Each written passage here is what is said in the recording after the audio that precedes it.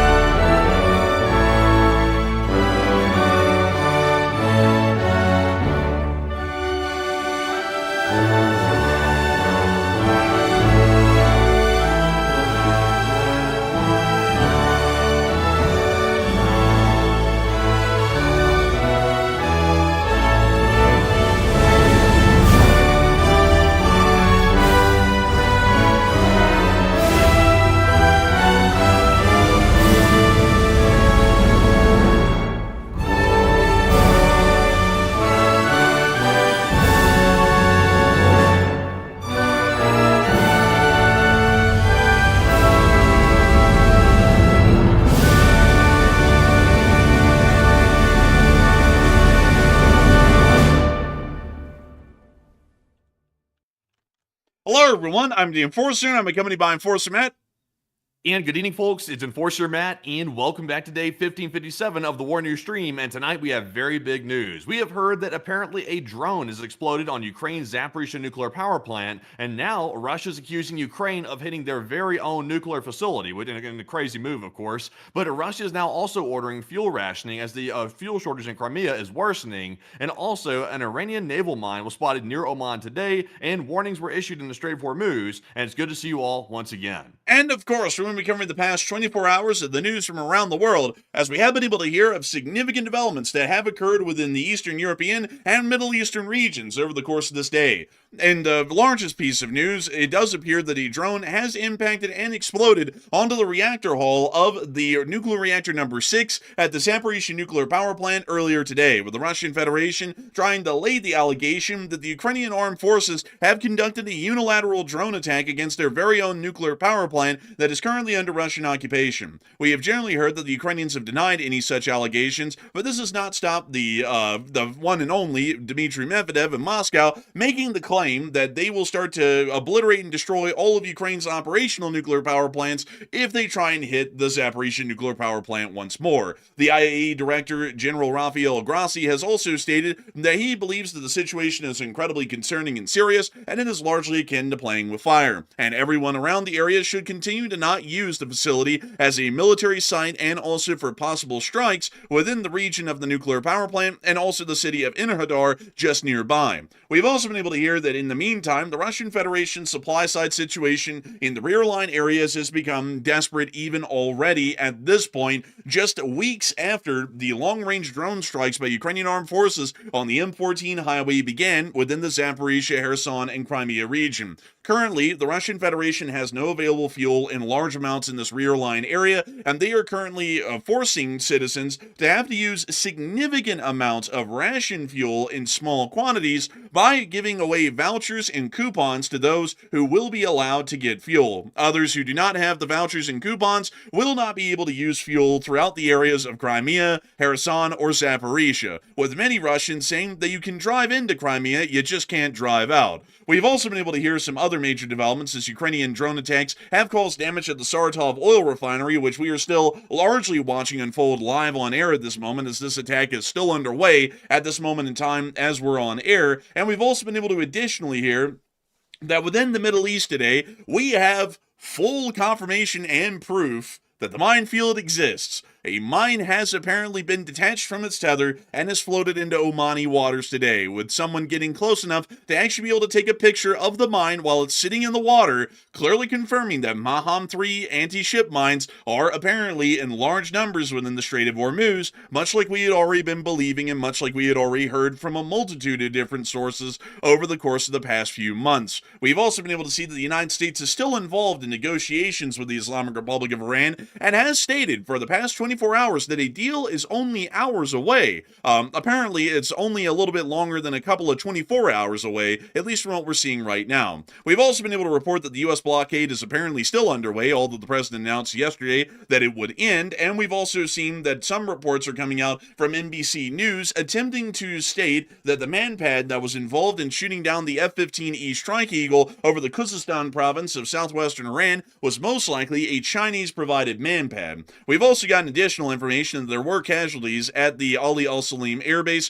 during the strikes that were conducted by the Islamic Republic of Iran just recently. Apparently, according to sources that we've now heard of, quote-unquote falling debris led to the heavy damage of 2 MQ-9 Reapers on the ground at Ali al-Salim, and also the wounding of several U.S. service members that were at the airbase. This information had not been disclosed to the public before, and as a matter of fact, statements have been made leading many to believe, including us here on the channel, that the Ali al-Salim airbase had suffered absolutely no damage whatsoever, and the attack was intercepted and destroyed successfully by Kuwaiti air defense before any such damage could be caused on the area of the Ali al-Salim airbase. We've also been able to hear additionally that the Israelis are still taking significant losses, and a major ambush was conducted today by Hezbollah FPV drone forces against a column of Merkava Mark IV main battle tanks within southern Lebanon. At the moment, we have been able to hear that there's been a significant amount of casualties, including several killed in the IDF from the strike that was conducted today, while we've also heard that ongoing rocket attacks are still being conducted within northern Israel simultaneously. We've also been able to see some other additional news within the front lines of Ukraine, as Ukrainian armed forces have continued to hold their lines and inflict significant losses onto the Russian Federation's armed forces, and are still in the process of pushing them back at this moment right now, particularly within the southern front. We have a significant amount of news today, and we are going to be making sure to cover each and every single bit of this, starting with our largest stories first, and then moving our way on down into the smaller stories throughout the night. Suffice it to say, however, this day is once again a fairly interesting day. Not the biggest news that we've seen recently, but definitely news that will start to amalgamate into major stories here within the very near future, most likely within the next week. So moving us on and into the areas of the state of Ukraine, we have been able to hear of the incident that did occur at the Zaporizhzhia nuclear power plant earlier in the day. The Zaporizhzhia nuclear power plant Also, we have breaking news, by the way. I'm putting in the chat, but it's not getting any attention. But right now, we do have some breaking news coming out of Russia, it looks like. We're currently seeing, it looks like in the Rostov region of Russia right now, that apparently an oil depot has gone up in huge blazes right now. It's a massive explosion right now happening in Rostov. And we are, of course, seeing that the Saratov oil refinery is also in a massive fire right now as well, too. So let's take a look at that real quick, because right now, Rostov is a bit of a hellscape at the moment right now. So if we could, let's jump to that video that just came out right now. Also, by the way, really quickly, just a little tech thing before we get to this. I didn't see any post by you in the chat. Can you put something in the chat real quick? Because for some reason, I'm not seeing you put anything in. Are you on top chat or live chat? I'm on live chat right now. I didn't see you ever put in breaking news. I was literally just blindsided by this. I was like, what the hell do you mean you're putting this in the chat? I was like, I didn't see squat. I was like, I still don't really, I see you address Quantum Fighter, but moving on from that, a weird tech glitch. I don't know why that happened, but moving us on from that, we can see that there is a major fire that has happened within the Mativ area of the Mativ Kurgan of the Rostov region, with this clip being seen right here of the ongoing fire. Охуеть! That's a huge fire right there. Apparently that's at a... hello. But apparently that's an oil depot here in the Rostov region that apparently got hit directly from the looks of it. And it does appear at the moment that there is a significant fire burning within this region at the moment right now, and it does appear that a significant hit has been seen within the area. We actually are going to be covering this one here in just a little bit. This looks to be showing us that the fire is now raging out of control, but we were able to confirm hits within the area of Mativ Kurgan before we went on air. It just appears that the fires are now raging wildly out of control, and we'll be getting to that here incredibly soon, as it's a part of our second story coming out of the Zaporizhzhia one of the Ukrainian strikes that have conducted on Russian Federation territory over the past 24 hours. But moving us on out of that, I actually can see those chats, by the way. I don't know what it is though. I don't know about y'all in the chat, folks, but I never saw a single one of your breaking news like posts come in the chat, because I'm always looking out for those, and I didn't see a single one. And I scrolled back up to check, and there wasn't a single one that was in the chat, which is really weird. I don't know why they didn't come through. But moving us on out of that breaking news, huge shout out to Enforcer Matt for getting us an update on the fire at Mativ Kurgan. We have been able to see some very significant developments that have occurred at the area of the Zaporizhzhia nuclear power plant. As many will know, the Zaporizhzhia nuclear power plant has been occupied by the Russian Federation ever since the opening days of the war in Ukraine in the earlier summer of 2022. Since then, the Russian Federation has been alleged to be conducting mismanagement of the nuclear power plant, with a significant amount of the Ukrainian staff and the staff of the Rosatom either being understaffed or overworked, leading to dangerous situations at the nuclear power plant. Also, additionally, due to the explosion of the Novokakhovka Dam, which led to the emptying of the Novokakhovka Reservoir, which the Enerhodar nuclear power plant uses as a source of fresh water to be able to keep the coolant flowing through the reactors at a stable temperature, we do understand that the Zaporizhzhia nuclear power plant has been under some significant strain and stress over prior times due to this, although it has been feeding itself off of groundwater pumps as well. We've also seen the Russian Federation, due to a myriad of different strikes, has disconnected the Zaporizhzhia nuclear power plant from the external power grid, which is an incredibly dangerous situation for an active nuclear power plant to be in. And we've also understood that as of today, the next major incident has now occurred within the confines of the power plant. Apparently, from what we're now hearing, at least according to the Russians, they state that the drone struck a turbine building at the Zaporizhzhia nuclear power plant, which punched a hole through the wall of the turbine hall. The IAEA has requested access to the site to be able to inspect the damage. And the IAEA chief Rafael Grossi stated that attacks on nuclear sites are like playing with fire. And generally, I think everybody could obviously agree with that statement. At the moment, the Russian Federation is making the allegation that it was in fact Ukraine that apparently struck the turbine hall of unit number 6. To show you all this here, this is something that's a little bit important to lay out as to where the strike hit and what it may have hit, is this area right here. This is reactor number 6 of the Zaporizhzhia nuclear power plant, and these, from what I understand, are light water reactors. They are not graphite reactors like the RBMK design of infamy from the Chernobyl disaster of 1986. This is actually a slightly different design. You can actually see the actual reactor dome, this red circle here, at the very front of the eastern side of the facility.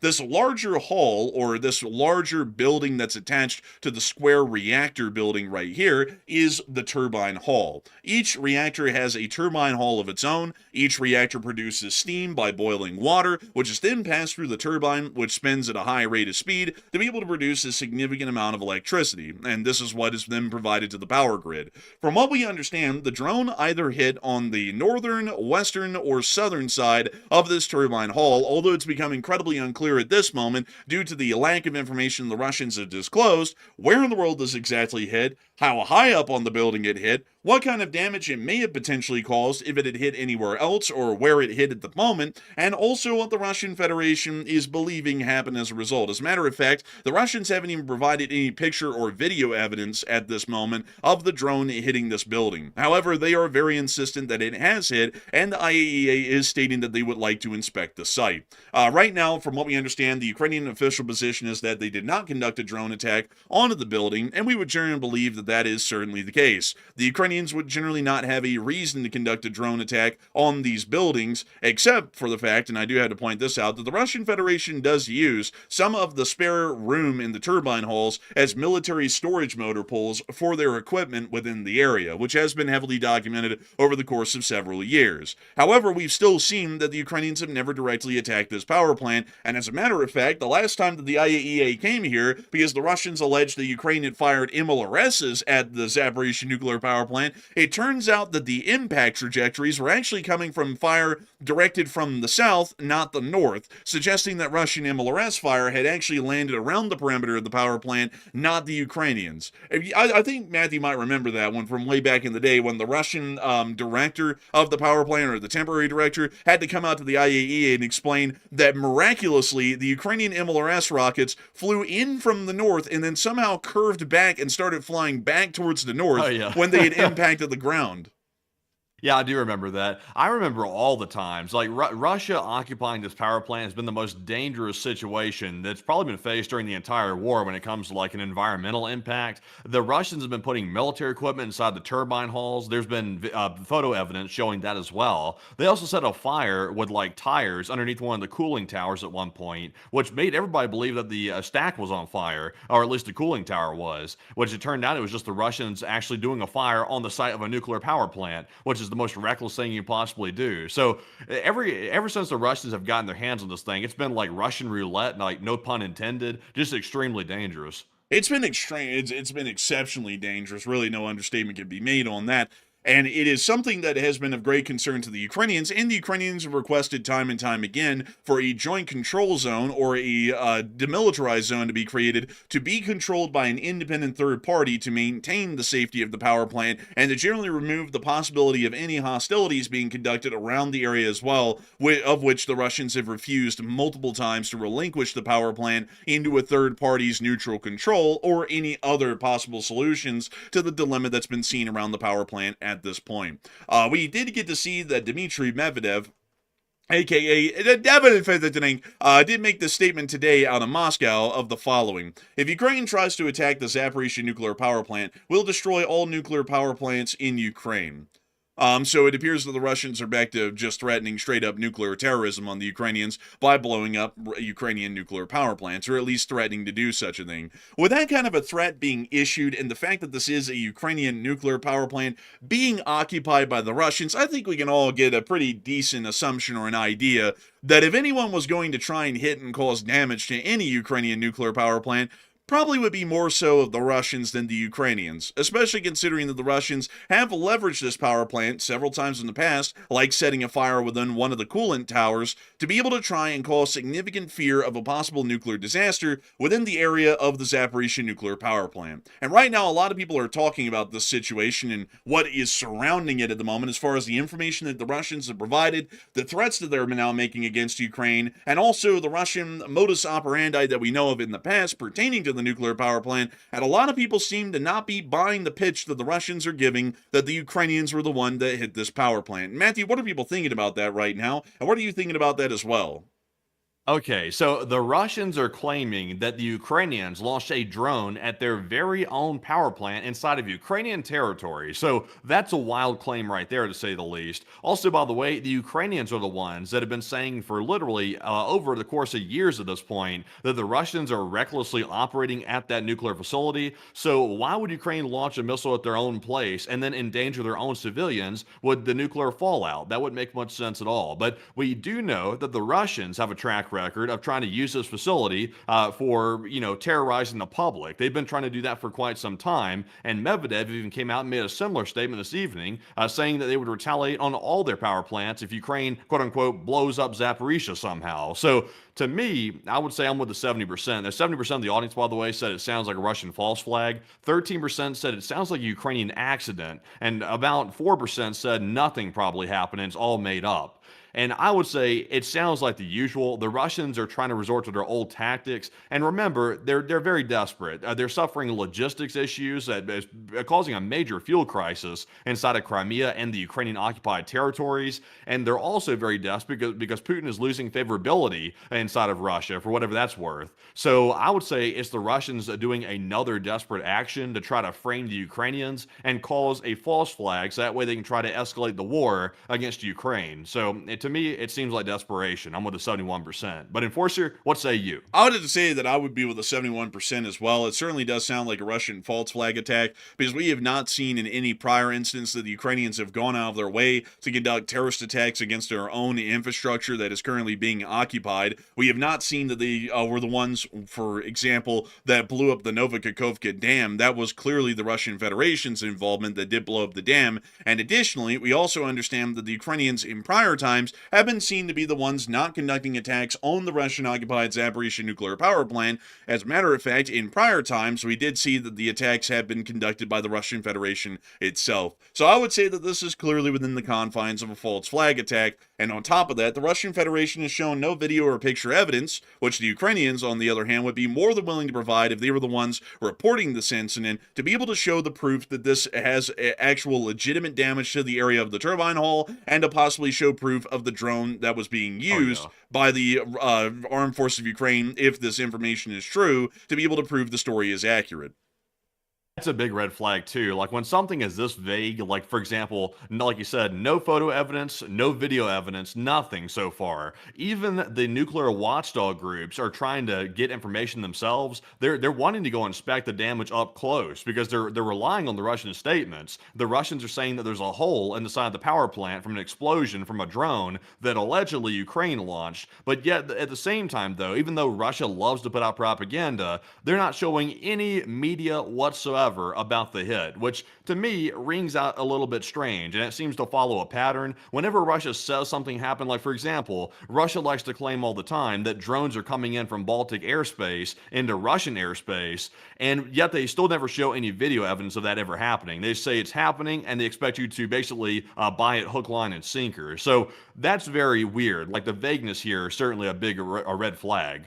I would definitely have to agree. It's a humongous red flag, and it also comes in the midst of the worsening situation the Russians are finding themselves in this very area of the front, which is the southern front of Ukraine. Right now, we understand that Ukrainian drone attacks against the M14 highway and critical supply lines throughout this area are still continuing at a significant rate, and we were able to see in these clips here a large number of attacks being conducted once again by the long-range drone forces of Ukraine against Russian supply trucks in this area, causing as much damage as they possibly can, and also destroying a significant amount of supply tonnage that is supposed to be supporting and operating the Russian armed forces and most rear-line supply operations within this region.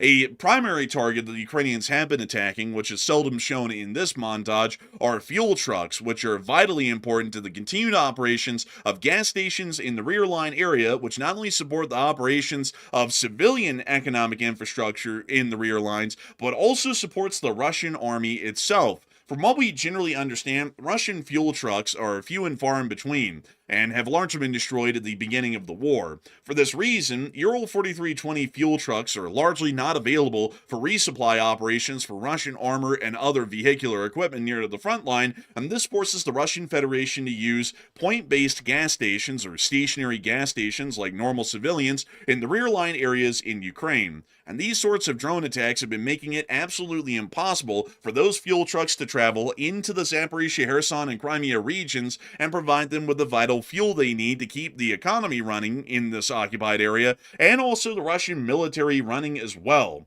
And this has started to become an exacerbated situation due to the scale of the attacks that have started to occur over the past few weeks, and we've even started to see that at the moment right now, fuel shortages are gripping literally every part of Russia. Here's a couple of clips, for example, from the Crimean region, showing us the fuel shortages that currently exist in this area right here. And I'll just read you all the subtitles. When there's no petrol in town... Bro, they got the funnel out. Man, they guzzling. Man, what's that funnel look like a coffee mug handle? Like it looks like a kid's coffee mug. I don't know, man. Maybe they like them like that. Like, man, well, it's like this is a strange thing here. Also, by the way, they're getting gas out of a plastic like container of some sort. It looks like a detergent container. I'm not sure if that's made to hold gasoline. I'm not gonna lie, man. This thing looks like one of those like Tide detergent like buckets, like little like things that you buy at the store, and then they just painted it green and filled it with gas. That's what it looks like. This is like the tiniest jerry can I've ever seen. This is literally like a quart-sized jerry can. Usually they're supposed to be like 5 gallons or so. This thing is nowhere close to 5 gallons. Like they're probably gonna put down to the next gas station with that much gas. Yeah, really. Also, by the way, it's like this car right here can't take too much gas. This thing's right here's like a little smart car or something like that, whatever this thing is they're driving. Also, they put the rims on it too. Look at that, man. They didn't have money for gas, or they couldn't find any gas, but they had money for rims. Bro, they said, honey, we will not be able to feed the children. Why? I get sick ass rims. Like, check him. Bro. We're styling in the Russian garage, bliyat. Man, they're like, oh yeah, turn up. But how do we drive without gas? Oh no, turn down. Man, it's like tragedy, really, for them. It's tough time back there. Down in Yalta, the situation was real bad, with at least with these gas shortages and queues that are forming for gas. Here's a gas station right here. It does not have, from what we can tell, the top 2 octanes. It appears that the price is 0 for both of them. It does have 95 octane, at least at the moment, so this looks to be one of the few gas stations left in the region that has some, and it also looks like they might not have any diesel either. So this gas station quite literally only has 95 octane essence, as the Russians would call it, and they don't have diesel or any other octanes of gasoline. And the line here, even just for this 1 octane of gas, goes on for longer than a mile. Yeah, that would suck right there. They're just sitting there just idling their engine the whole time, burning gas while they're waiting to get gas. What an irony of this. Honestly, man, you would think that if they had some brains, they'd turn off their cars while they were waiting, you know? Like, you would think, but apparently not. You would think so, but also at the same time, though, if you had brains, would you really want to live in Crimea right now since Ukraine attacks it on the regular? I probably wouldn't live in Crimea personally. Well, I mean, some of them probably don't have a choice. Like, you know, so a lot of them probably can't pack up and leave, so they're kind of Well, stuck those here. Russians do. The ones that go over there for vacation and hang out there like it's like their vacation homes. They go there on purpose to go basically have a nice little beach spot. So you know they're stupid for going to live there. That's what the Russians are complaining about today. I'm seeing on a lot of different Telegram channels that we'll probably get to shortly that the Russians are saying that, oh, Putin, why won't you help us, Bliat? We're over here immobilized in Crimea because there's no gas. We can't get back to our Russian homes. And I would have to say, like, you know, we're about to get to those, and it is pretty bad, and it's getting even worse just on the supply side situation in Feodossia and the rest of Crimea, as we did get to confirm that the fuel tanks in the area are on fire. The Russians did report this on Telegram, and we also got a little bit of additional proof, rather than yesterday's proof, that the oil depot at Feodossia has been hit again and is burning profusely at this point right now.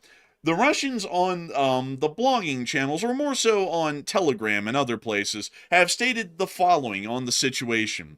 Officially, and that's a good way to start off every letter. I always start off my letters, instead of saying dear so-and-so, I always say officially, dear Vladimir Vasilyevich, friends, I ask you to urgently pay attention to fortifications along all major transport corridors. Time is running out. If we can't secure logistics by the fall, the consequences will be catastrophic. And basically what the Russians on these blogging channels are saying right now, this is only one of them, is that you can check into Crimea, but you can't check out because there's no way to get enough fuel to leave Crimea once you get there. So it's a pretty tough situation right now for the Russians in the rear line areas, and this is already starting to spread to places like Melitopol, which while we don't have footage today, we did have footage last week showing that fuel shortages were already becoming a significant issue at Melitopol, and many Russian bloggers and those involved in logistics in the rear lines were already stating online that it was becoming impossible to continue any supplies further than Melitopol because the trucks usually were running out of the gas by the time they made it there, and then they were not able to continue on down the road to be able to get to the locations that they were supposed to be dropping off their supplies in the rest of Zaporizhzhia, Kherson, and Crimea,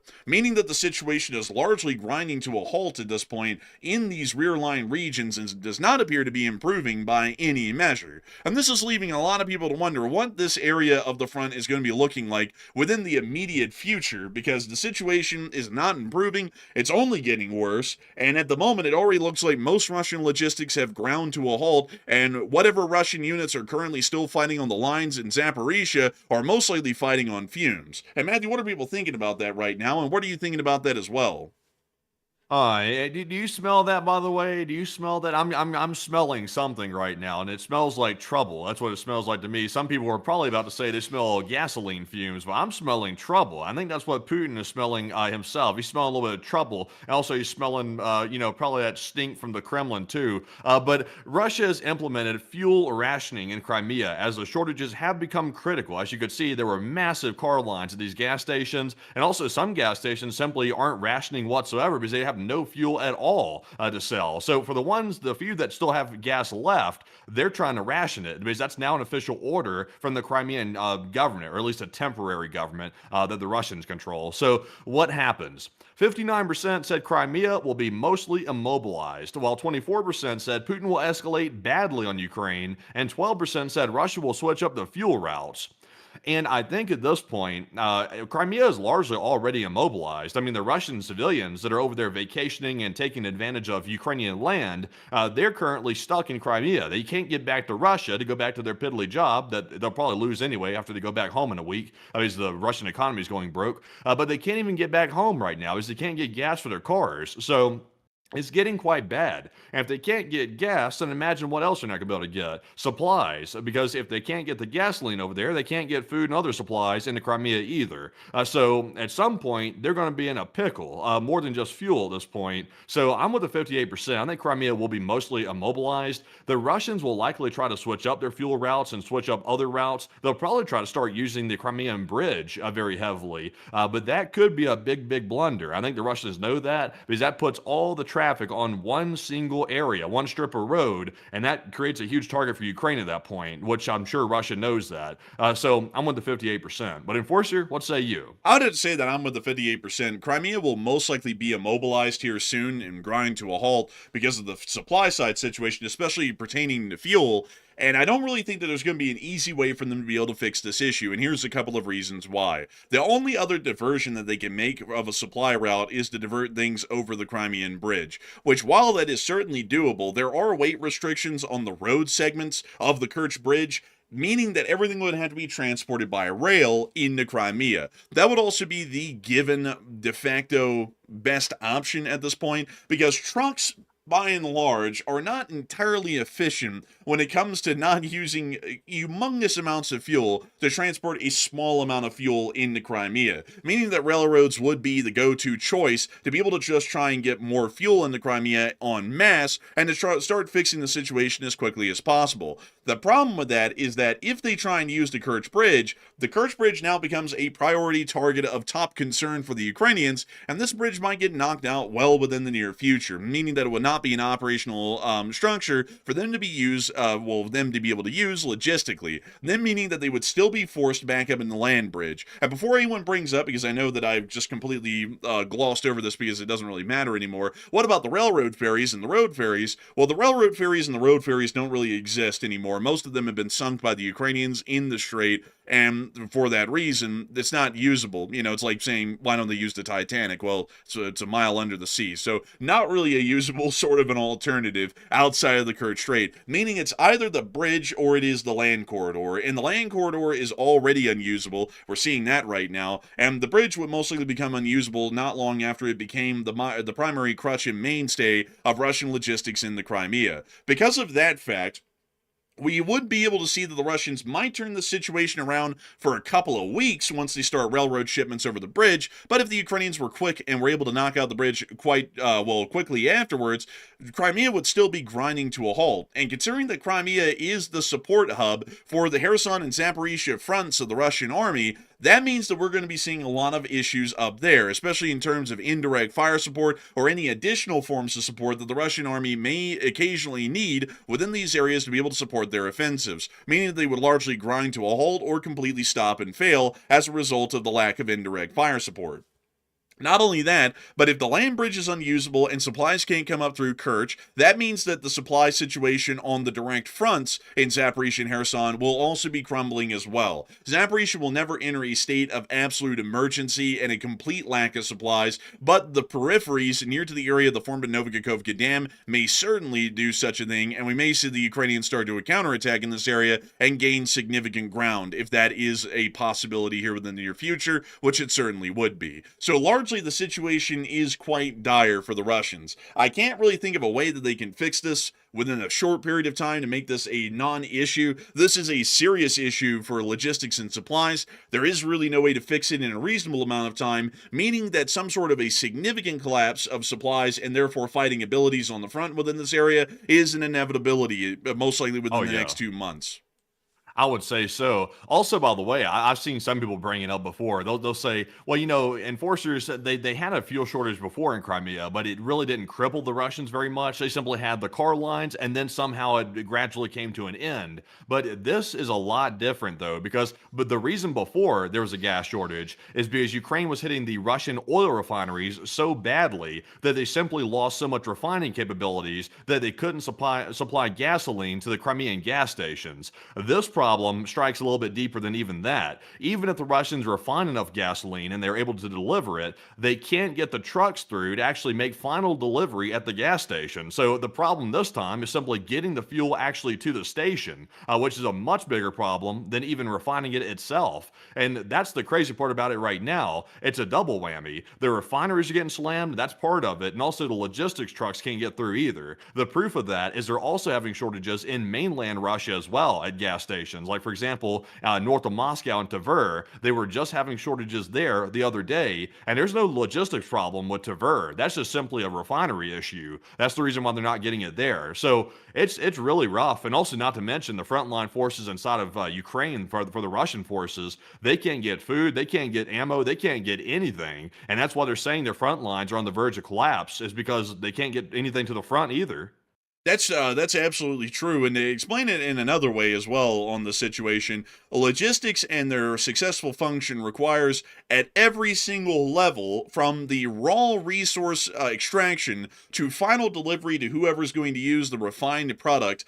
Everything must operate at full capacity and without really any restrictions. Any bottleneck in one area can lead to a cascading effect to where it leads to catastrophic results at the end point of consumption. So, for example, with this situation right here, this relies on Russia having enough oil to start with, crude oil to refine into something, which Russia has a boundless amount of. That's something that Ukraine really wouldn't ever be able to damage or impact in any significant way, so the Russians will always be producing a significant amount of crude oil.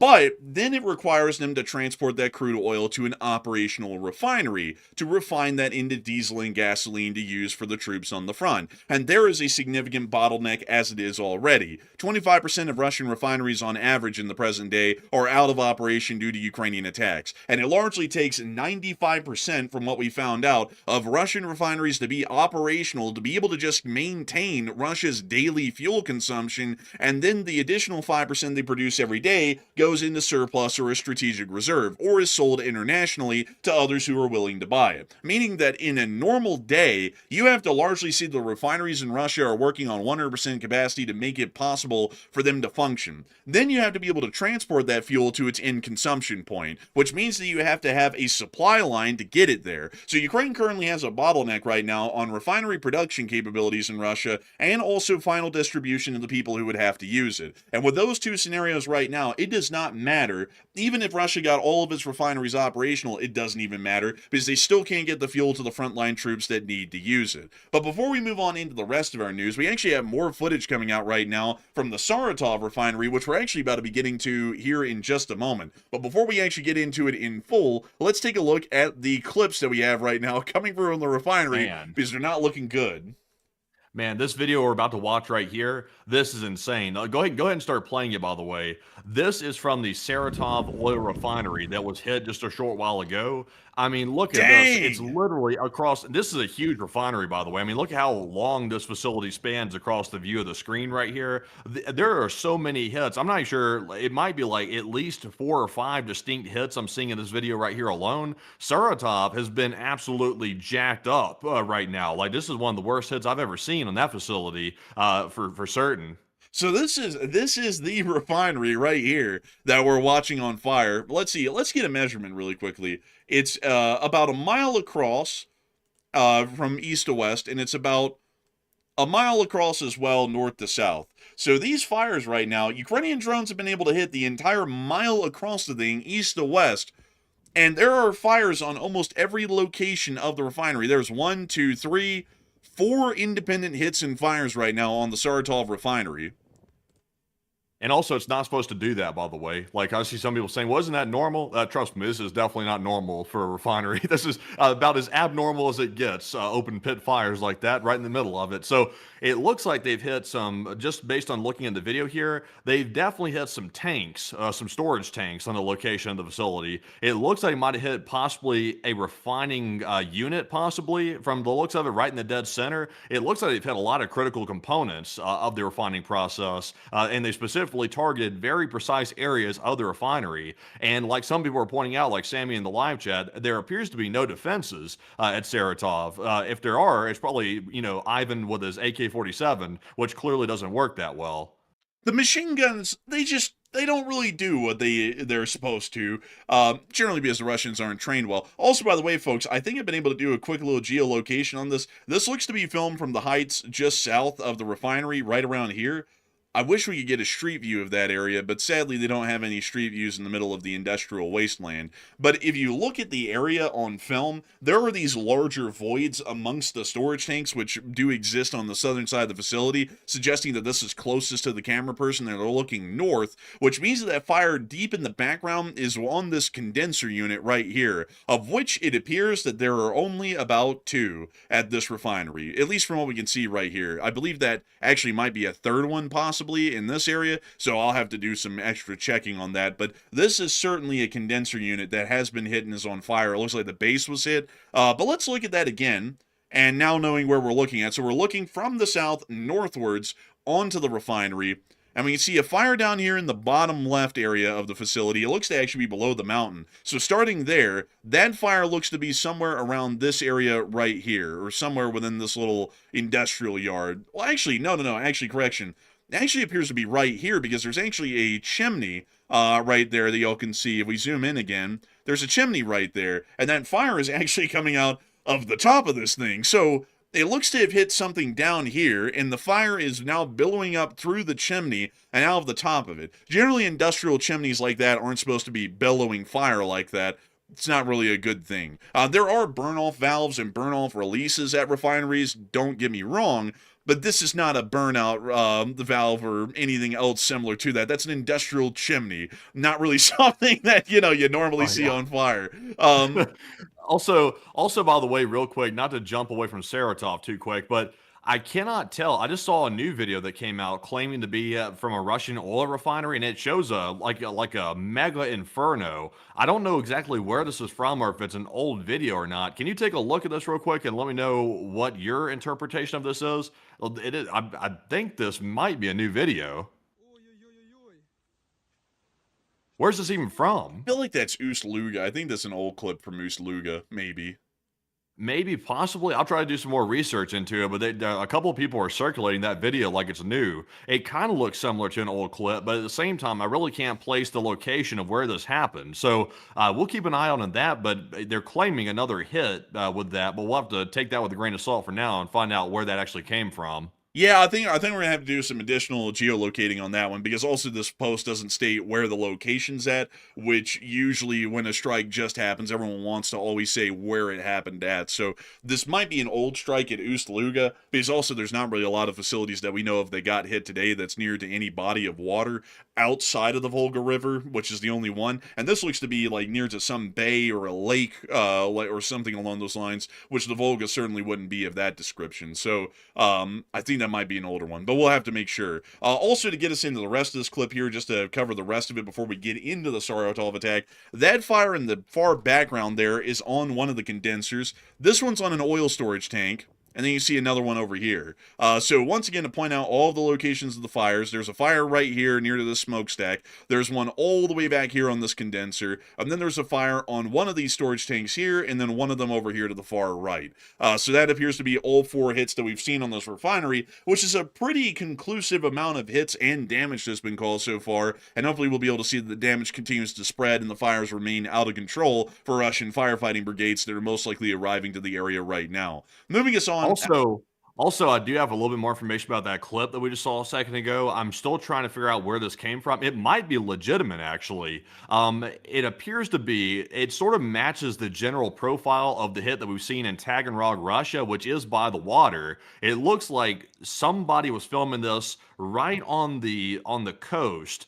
Is where that video came from, which would generally match up with Taganrog. And we are seeing in this top video that your mouse cursor's on, somebody was filming deep inland Russia toward the coast near Taganrog, and they saw something that looked very similar right before it turned morning time, before the daylight hit. So it could be maybe the Taganrog hit, perhaps. So I can't really confirm that with certainty. Unfortunately, it's not, because the strike that you're looking at right there is from Mativ Kurgan, which is in the Taganrog Oblast, but it's not the city of Taganrog on the coast. Mativ Kurgan is way further up, about 30 miles inland, in a farm-fielded area, so there isn't really large bodies of water around there to line up this strike, because we have been able to document before the stream that the only oil depot that appears to be hit today was around Mativ Kurgan, but we didn't see any hits on any oil depots around the city of Taganrog. Interesting. So yeah, I guess we'll have to keep on doing some looking here on that. Yeah, I think we certainly will, because I think, like, honestly, I think that's an older clip, because if there was a fire that large and an inferno that big, I mean, a lot of the open source intelligence people on Twitter are a lot like us folks. I mean, if they see a giant burning inferno that looks like a nuclear bomb going off, they're definitely going to repost it just because it's wild to see. And right now, it doesn't really look like we have an exact location on this first clip here, and so I think it might be an older one. But moving us on out of that, it is time for us to get into the Ukrainian long-range drone attacks that have been conducted today and did cause significant damage in the Russian rear line areas. We did get a report that the Russians were starting to identify and also mark a large amount of drone vectors and attack paths that were being conducted into the Russian Federation over the past several hours, and we have been able to confirm significant damage as a result. There does appear to be some sort of strikes that were conducted over the past several days on the port of Feodosia in Taganrog. These were not conducted today. Mind you all, the Ukrainian SBS and the SBU usually puts out this footage within 72 hours to 48 hours after an attack occurs. So these appear to be the attacks from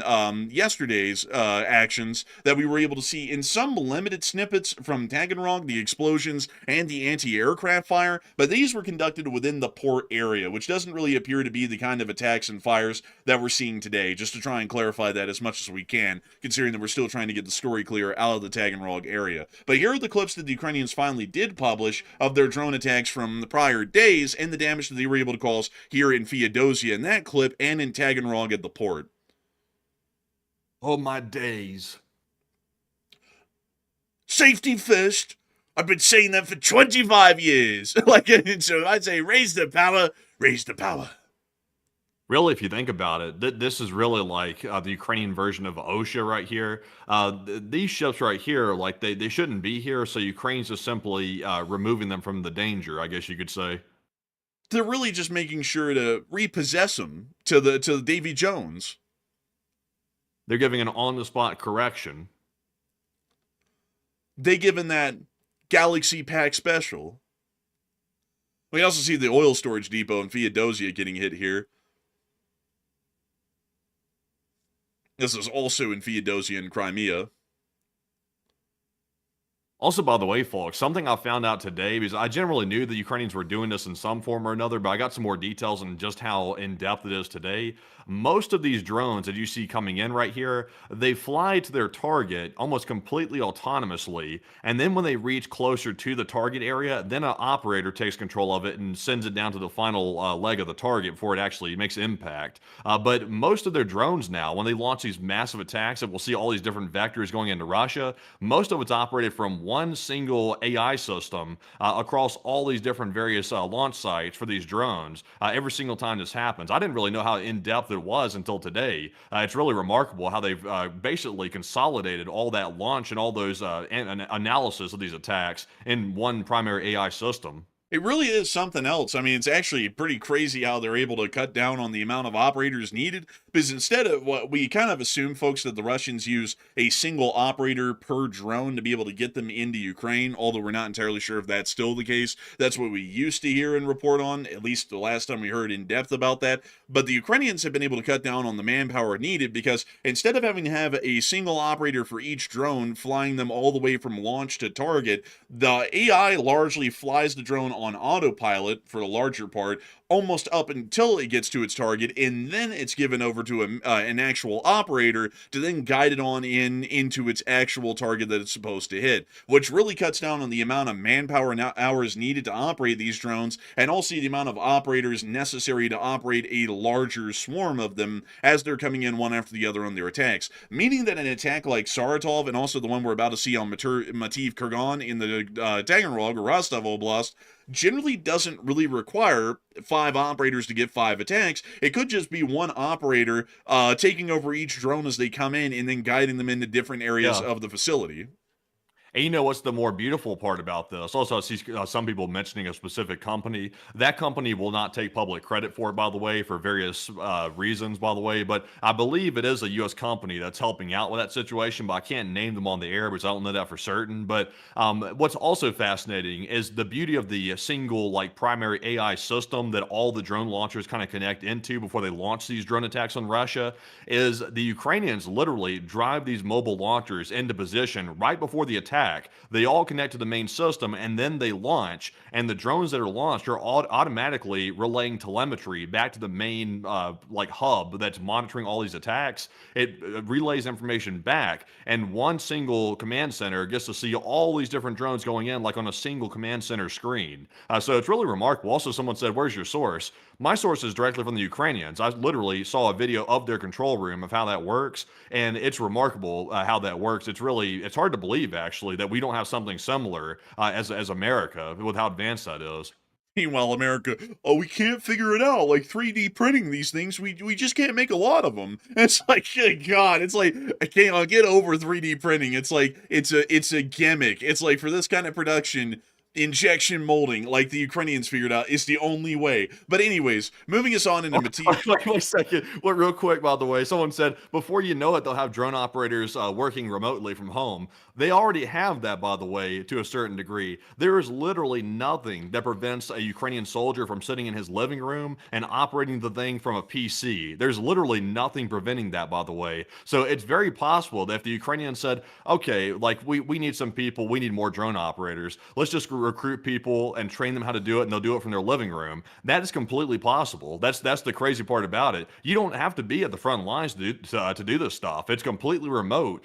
So it's actually not really a laughable concept. It's reality. Meanwhile, in the city of Kyiv, honey, come to bed. Quiet, woman. I'm playing a game. It's literally a guy guiding a real drone down onto a refinery. Oh yeah, man. It's like, dude. Honestly, that's crazy to think about. It is crazy, honestly. They're basically playing Call of Duty from their house. Man, and they said war wasn't like a video game. Those people. But moving us on into Mativ Kurgan, we did get to confirm that the Mativ Kurgan oil facility was slammed today. This picture is not a real one. This is AI made, by the way. But the Russian Post is an AI made. Mativ Kurgan under a massive drone attack, reports of a fire. There is still danger throughout the region. There are a lot of drones flying through the LNR, which is the Luhansk People's Republic, but for some reason it translated the P to an N, which is a little bit odd. But nevertheless, we did also get proof of the strikes that had been conducted in Mativ Kurgan, as we were able to see this clip here showing the depot on fire, which we had already covered as breaking news at the beginning of the stream. We also were able to see an explosion within the area as well, as you can see right here. Once again showing us the fire at Mativ Kogan, which does confirm that the oil depot in this area was hit. Not a good thing for Russia. We've also been able to hear additionally outside of this area that the Saratov refinery at the city of Saratov was also hit, which we had a decent amount of documentation of before the show, and we have these right here. We've already shown you probably the most impressive clip of them all, which just came out a moment ago, but these still confirm the depth and scope of the attacks that were conducted on the refinery and are going to be confirming that this refinery will remain inoperable for quite some time. Also, by the way, if y'all are wondering, what is that body of water over there? That's the Volga, in case if anyone was curious. It's vulgar. Man, when you go to that river, like when you go to the Mississippi River in America, it's like, look, it's the Mississippi, and it's like just brown murkiness over there in the Volga. Man, it's like, oh, look, it's the Volga. Yeah, let me flash you. It's like, oh my God, it's vulgar. Man, it's like, oh man, I tell you what.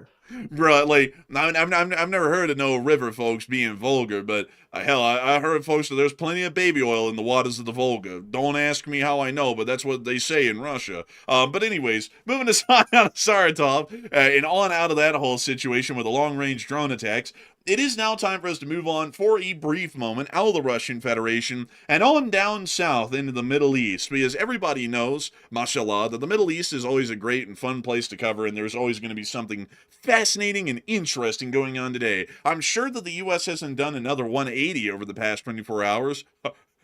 But beyond that, we aren't going to be getting into this news because it is something else. But before we get into it, though, I do have to say a humongous thanks to everybody who has been watching so far. We have some really wild news that's just come out of the Middle East today. We're about to be getting into it here in a little bit. And also some vindication for us little enforcers here on YouTube. Everybody says that we don't know squat, but then we always get proof like weeks after we say something that proves exactly what we say, and then we know squat, which it's always how it goes. It's always how it goes. But before we get on down there, I do have to say a huge thanks to the 75,000 people who have watched the stream here in the first hour. That's actually quite a huge amount of people. It's almost as many as we saw yesterday, which I gotta say is a little bit odd because the peak viewership tonight was 15,500 people. And yesterday, I think we had like 17.2 thousand at the peak, and somehow like the overall viewership numbers are almost the same, which I don't really know how that stuff works.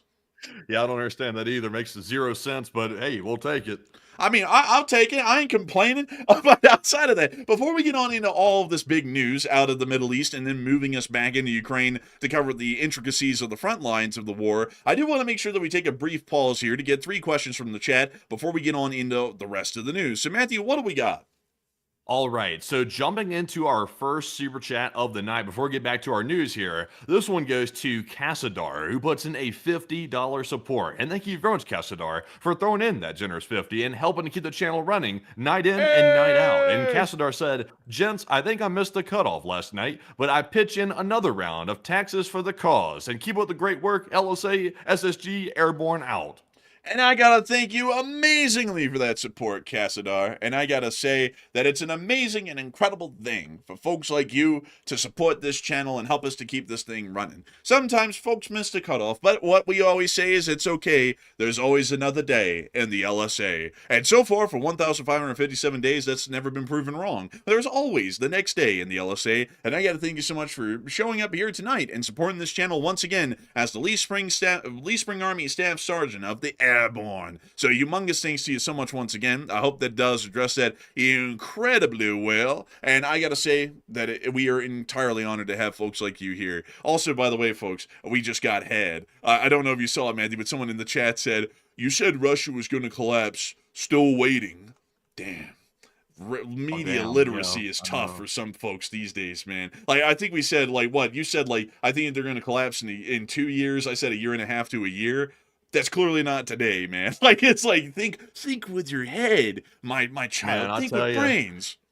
It's really wild too because Russia's in such great shape right now. Like Russia's never been in better shape. They're basically like a dying cat at this point. Like it's like they're like a dying animal. The whole Russian Federation is with a rotting head at the very top of it, which is Vladimir Putin. So I would dare somebody to name something about Russia that's going well right now. I don't think there's a single thing that's going well for Russia. I mean, nothing is. I mean, you can't say their economy's don't going good. They're laying people off, and their ruble, the ruble is already worthless. So that couldn't have gotten any worse. It was already at rock bottom, so it couldn't get worse. There's literally nothing that's going good in Russia. So on the opposite hand, Ukraine's doing pretty decent. The only thing Ukraine's battling right now is the U.S. trying to lift sanctions on Russian oil. That's the only thing they're trying to battle. But outside of that, Ukraine's on the up and up. Yeah, and on top of that, man, like this Putin guy is nuts. I don't know if y'all have heard this lately, but apparently he spent like $26 billion on trying to stay young. I think it has like the last thing I heard about it is that it has to do with like implanting human organs into pigs to then later harvest them out of the pigs to, transplant into them to try and keep them alive for longer. And I gotta say, folks, like that is quite a lot of work to just try and look younger or try and at least stay a little bit younger. Hasn't this guy heard of Neutrogena? Man, honestly though, it's like, what is he trying to be, the real life Voldemort? It's like, what is this guy going for? It's really sick. Like I made a Twitter post today about that. When you really think about the sickness behind that, Putin is spending billions trying to put research into basically making himself live longer, which is a wild work, by the way. It's involving a whole bunch of weird, wacky stuff he's trying to do to make himself live longer. Meanwhile, he's literally letting his country go broke. The people are starving and suffering across this whole country. He's sending tens of thousands of his Russian civilians to their death, certain death, every single month. And meanwhile, he's spending their billions trying to find a way for him to live longer. I mean, that's a walking demon right there. I gotta say, also on top of that, folks, I gotta say, there's a beauty in the fact that life doesn't last forever. Like at least in my opinion, it makes it worthwhile to appreciate. Because if you live forever, what is the point of appreciating living? Because there is no death to make you appreciate the time that you were alive. And also on top of that, folks, I think that'd be hell on earth to live forever. I mean, that would be an absolutely horrific kind of a thing when you think about it. It's like some people would say it's a blessing. I'd say that it's like a double-edged sword. It's a blessing in some ways, sure, but then it's also a curse because there's never an end. Like, you just live through everything. And it's like, I don't know. Like me personally, folks, like, I don't know about that whole kind of concept. But people like him are scared to die. Why? I don't know. I think everybody knows, because if there is, like I believe, an afterlife, I think he's going to go to hell. So that's why he's probably trying to avoid that, whole conclusion to the thing. But nevertheless, I hope that does address that the best I can, at least in my opinion. And with that, we are on to the next one.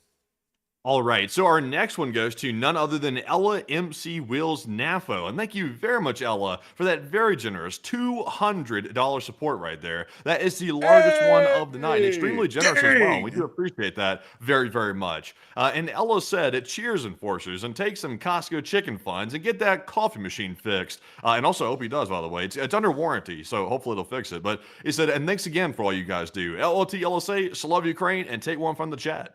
And I gotta say, a huge thanks to you for the support and a humongous amount of Costco chicken funds. That would buy us an unreal amount of Costco chickens. I tried to do the math in my head and I just completely failed, so I gave up on that. But that would buy us a humongous amount of Costco chickens. We'd be swimming in that chicken. And I gotta say, hopefully I can get that coffee machine fixed soon. I just haven't gotten around to like contacting those folks and shipping it out. I mean, hey, at least it ain't Legos.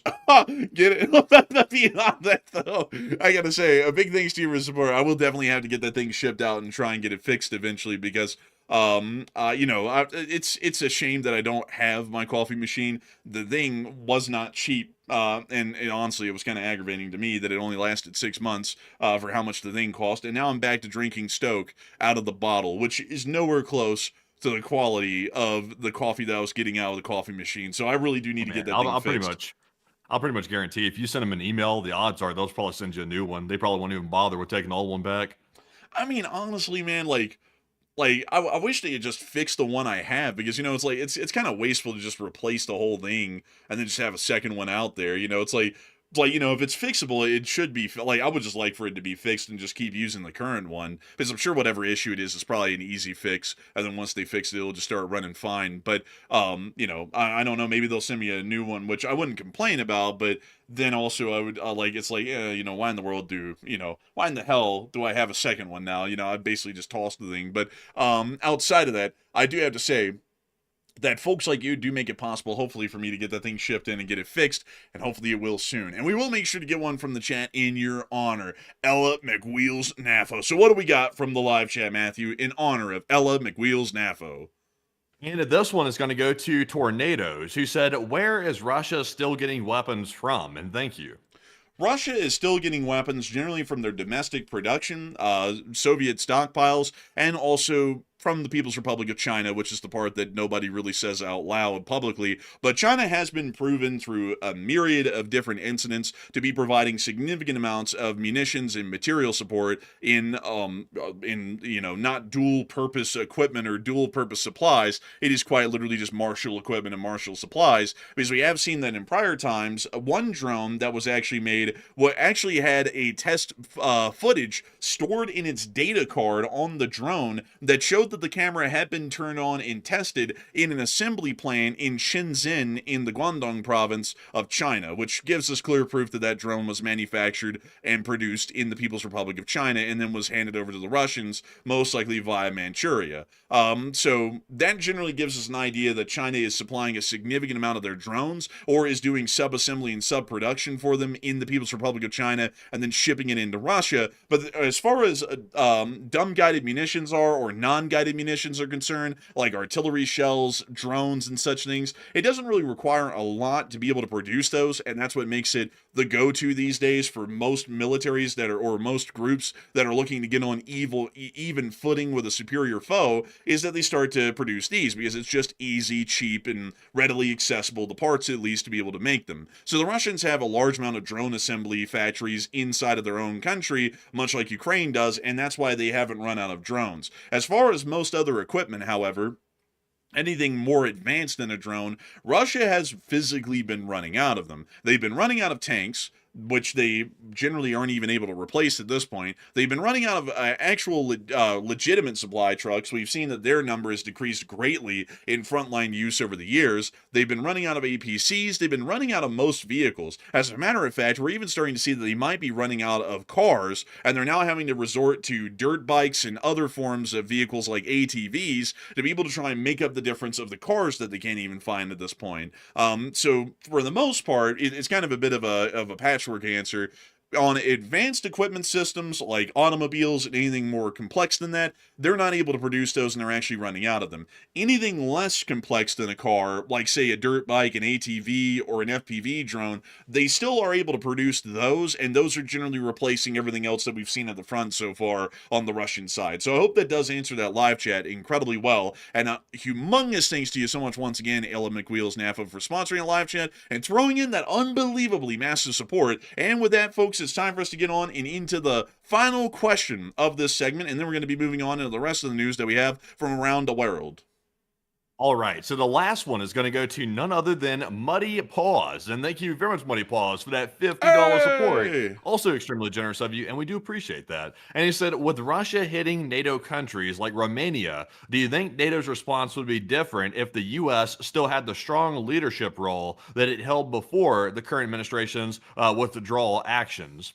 And I would say no, because that's one I would have to disagree. I think the last administration wasn't very strong in this issue either, because we saw incursions into Europe under the last administration too, and there wasn't much done about it. And everybody's kind of scared of Russia, like the last administration, the current one. Now, granted, there is a reason to be cautious. Russia is a nuclear-armed state, but at the same time, though, we have to draw the line somewhere. Just because they have nukes, we can't let them just run free willy all over Europe. We can't allow that. There has to be a red line somewhere, and where that red line is going to be, someone has to make that determination. And so far, NATO largely has not made that decision yet. They're just sort of letting it run as it stands right now. But Enforcer, what say you?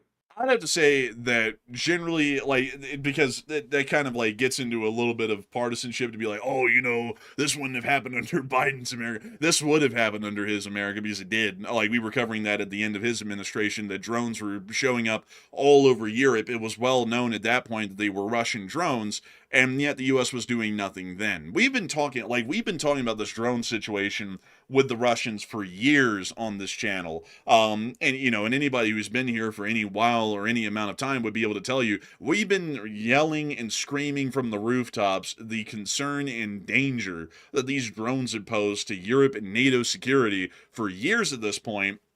And we have seen no one do anything. We said in the first instances of these drones popping up, especially in active civilian airspace, that it's only going to be a matter of time before some people end up getting killed in NATO because of our inaction and incompetence. And that became really close to happening in Galati because 2 people were wounded. And if that drone had ended up landing in an apartment instead of in the hallway dividing them, people would have ended up being killed. And we didn't see the last administration dealt with that, and we didn't see that the current administration dealt with that.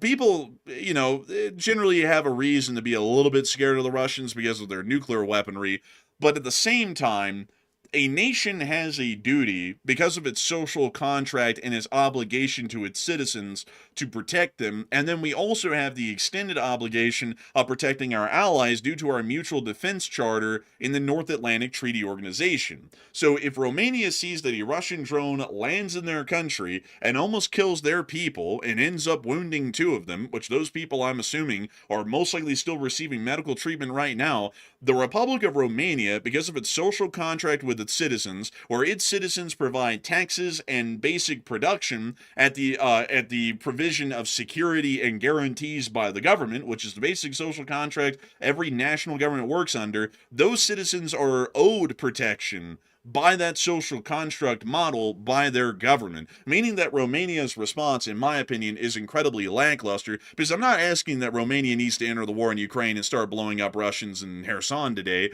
but I am saying, however, that the Romanians need to be announcing publicly, we are moving every air defense that we have into the Danube Delta and along our border with Moldova, and if a single drone even comes within miles of the Romanian border, we are going to shoot it down. We do not care if the Russians didn't intend for that drone to come in. If it looks like it's threatening Romanian airspace and possibly Romanian citizens, we're shooting it down before it's going to become a problem. That should be the Romanian statement at a minimum, or really more so just the correct Romanian statement to show that they are protecting their citizens as they should.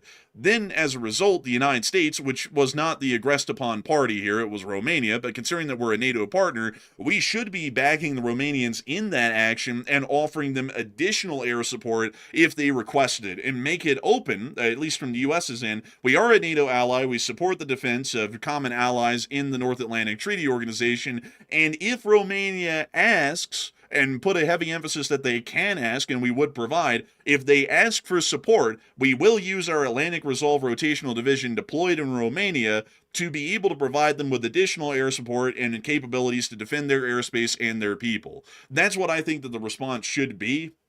And we have not seen that yet. But I would say that you wouldn't really see any different under the last administration as opposed to the current one. Both of them have been incredibly lackluster and very disappointing in the kind of actions and outcomes that we've seen in foreign policy from both of them. This is just a continuation of it. But a huge thanks to you for support. I hope that has addressed that incredibly well, Muddy Paws. Great question. And with that, it is time for us, folks, to move on out of this news and, out of these questions and on into the rest of the news that we have for the night. Wow, I almost choked on my spit right there. I was trying to get through that very carefully and not choke on my spit live on air. Almost did it. But moving us on and into the Middle East, we have been able to hear that in the area of the Strait of Hormuz, we have finally gotten official confirmation of something we've been saying for a while: the minefield.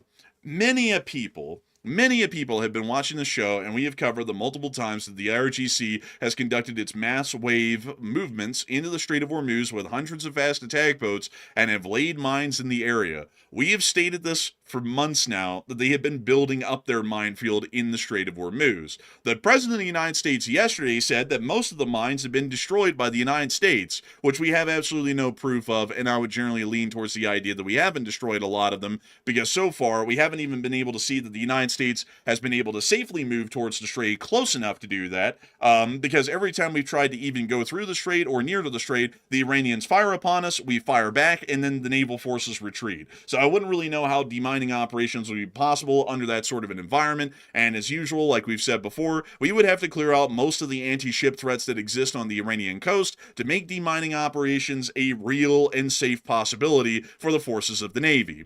We found out today that those mines are not gone, and there are apparently quite a lot of them, because we have found out today from an alert from the Omani Ministry of Defense, or the Oman's Maritime Security Center, the following. Due to the sighting of a floating object suspected to be a naval mine west of the inshore traffic zone in the Strait of Hormuz within Omani territorial seas, the Maritime Security Center urges all seafarers, fishermen, and vessels to exercise the utmost caution while navigating in the area. All maritime users are advised to keep a safe distance from any suspicious objects and report them immediately to the relevant authorities. And in case of y'all were wondering, is this Omani statement true or is it just escalatory? Looks to me like they found it. Can't see it. Where is it? Right there. Oh, it's hiding right under there. I could see how you could miss that. Like, if you're on a big ship, I could see how you could easily not spot that. Oh yeah, especially consider, and now you can see it kind of in full view right there. You can actually see some of the probes on this mine sticking out of the water. But this is the interesting thing, folks, is that there are mines in the Strait. You know, we've heard a lot of different comments on these mines, and let me get you all the still picture of this thing right here. That's a Maham 3. Like, let me go pull up a Maham 3 to show you all this. Maham 3 mine. Let's see. Here it is. So, this is the Maham 3 when it's not in the water. That's the Maham 3 when it's in the water.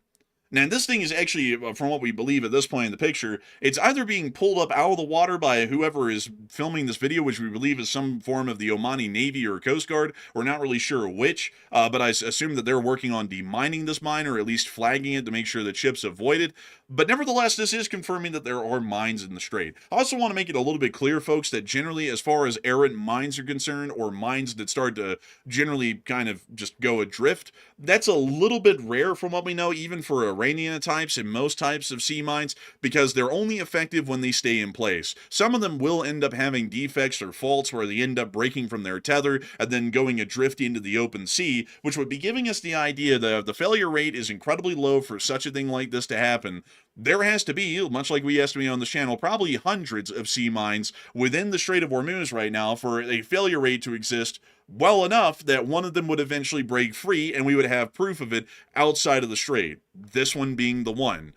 So this is once again giving us the clear proof at the moment that there are a lot of mines in the Strait of Hormuz, has to be, or at least there's enough of them that it's not a safe and passable area, and that the Iranians did lay mines. That's been something, funnily enough, folks, that some people have contended even up until today, that there are no mines in the Strait and the Iranians are just lying about the whole thing. And also, by the way, how'd this mine get over here? Because, you know, I could have sworn before, I was trying to make the point before about these mines, that they can probably float around. Like, they're not just stationary in their positions. And some people were telling me back in the day, like about a month ago, they were saying, well, these mines are stationary. Where they lay them is where they stay. But it looks like they're floating around. Like, they're not staying in the same spot, and they're going all over the place. So I wonder if they have any control whatsoever over these mines and where they go. Well, the Maham 3 is a moored mine, and I just want to make sure here really quickly to cite the source. This is H.I. Sutton, which is generally the maritime expert when it comes to these sorts of things, and this is where I also got my information on the mine types. But the one that we're looking at is the Maham 3. This is the most common one, along with the Maham 7, that the Iranians have laid within the Strait. And just to read you all the information that H.I. Sutton has on this, this is the primary deepwater threat. This moored mine can be deployed in waters up to 300 feet deep, which is the ideal area of the Strait of Hormuz. After deployment, the mine rises along its mooring cable and stabilizes just below the keel depth of passing vessels. It's triggered by acoustic sensors, which hears the sound of the propeller blades whooshing in the water, and with the basic operating mode relying on low-frequency acoustic signatures, meaning slower rotations of the screw, which would be akin to something along the lines of a larger vessel. The system can also be enhanced with directional acoustic sensing and a magnetic fuse, and the latter designated primarily to detect and engage submarines. It has a weight of 383 kilograms, which would be about probably like 600 pounds, and a diameter of about 2.5 feet or so, and a height of about 1.3 meters. Its explosive charge of 120 kilograms, which is actually incredibly large, that's about a 250-pound bomb most likely, detonating a few meters from the target, is potentially devastating. So that is the information on the Maham 3. Some mines that Iran has are almost designed like torpedoes, and they can actually autonomously travel to a location and then stop and then moor themselves there. But roving mines generally just aren't a successful concept, and that's why most of them, as by design, are moored in place, meaning that if they're afloat like this and generally just wandering around in the sea adrift, something's gone wrong. They've either snapped away from their tether, or their tether was defective and it didn't deploy properly. I wonder how many of those tethers are defective then in that case, because if this one got loose and it floated toward Oman's territorial waters, then that's going to cause a problem. Because if the U.S. is currently using underwater autonomous drones to map the location of these Iranian mines, if the moorings are snapping, and let's say there's a lot of defective moorings, well, then at that point, the mapping is useless, because by the time the U.S. puts minesweepers to actually destroy those mines and demine them out of the strait, they could have snapped off from their moorings and gone anywhere at that point. So that's going to be a tricky situation. I wonder if this is a one-off or this is going to be a common thing. I would say it's probably a one-off, because generally the Iranians aren't going to have a lot of them that they know are defective. They're generally looking for them to be moored in place, because a minefield is only a minefield if the mines stay in place as a static defense, which is the best way to use it, because it's an aerial denial system. If they go adrift, they don't really know what the collateral could be, and then it could end up that one of their own ships ends up getting hit by one of their own adrift mines. So generally, from what we know, the failure rate of mines like this is fairly low as far as an international standard, because tethering systems are not that hard to make. You know, it's generally either a chain or something similar that just keeps them in place, kind of like an anchor. But this has happened before, by the way. Some of y'all might be interested to know that this actually lent the United States into a prior armed conflict with Iran when another similar incident happened during the Iran-Iraq War. Have you ever heard of it, Matthew? No. So back in the day, there was this vessel that we have. It was an Oliver Hazard Perry class guided missile frigate, if I'm not mistaken. This one right here, that was actually on a patrol for freedom of navigation purposes within the Strait of Hormuz back in 1988. In the midst of its transit through the Strait of Hormuz, it ended up, in 1986, correction folks, not in 1988, it actually ended up hitting an Iranian mine that had also gone adrift from an Iranian minefield, and it ended up floating up into the path of the Samuel B. Roberts. This is a picture here actually showing the damage to the hull from that mine, which luckily it hit near to the stern, so it wasn't under the keel of the vessel, which might have broken the ship's back, and then it would have been a doomed vessel. So luckily this mine exploded near to the stern, where it didn't really have a chance of breaking the keel, but it still warped the hull and caused a significant amount of damage. That's what then led to Operation Praying Mantis, which many people know destroyed half of the Iranian Navy in 30 minutes back in 1986 when it was ordered to be conducted. So generally, to answer the question on this, it's very rare. It does happen, but also that's the reason why they don't really like for these to be defective on the by and by, because it could end up leading to unpredictable results like that, and then unpredictable responses like Operation Praying Mantis. But a lot of people right now are talking about this threat that does exist within the minefield. And Matthew, what are people thinking about this right now, and what are you thinking about it as well? Okay, so what does this mean now that we're seeing that Iranian naval mines are confirmed by photo evidence? Because some people were saying, even with CENTCOM putting out an informational disclaimer to people saying that there are mines in the strait, some people were still saying that it was propaganda. But now we can see from photo evidence that they're clearly there. One of them must have broken loose from their moorings and sort of floated toward Oman, which is extremely dangerous, by the way. And they now issued warnings to be very careful around Omani territorial waters, because you could end up hitting hitting one of those mines that are lurking around. So what does that mean for the Strait of Hormuz? 68% said Hormuz is closed indefinitely as of this moment. 13% said Hormuz will be cleared quickly once the U.S. gets in there, and 8% said Hormuz only has a few mines, and it's not that big of a concern. So, as many times as Iran has sent out the mosquito boats, which are capable of dropping mines just like that one, I would say that there's probably a hell of a lot of mines in that strait. That's what I would take a guess at right now. So, obviously, we don't know the exact amount of mines that are in there, but even if it's like, let's say, like 50 mines in the Strait of Hormuz, that's going to take time to find them. It's going to take time to demine the strait. And even at that, some ships are going to be scared to go through because they're going to be thinking, well, hopefully they didn't miss any, and we could still hit one anyway. And this is all contingent on coming to some sort of agreement with Iran or defeating Iran militarily. And until that happens, we can't even get in there to start getting the mines out of the strait. So I'm with the 68%.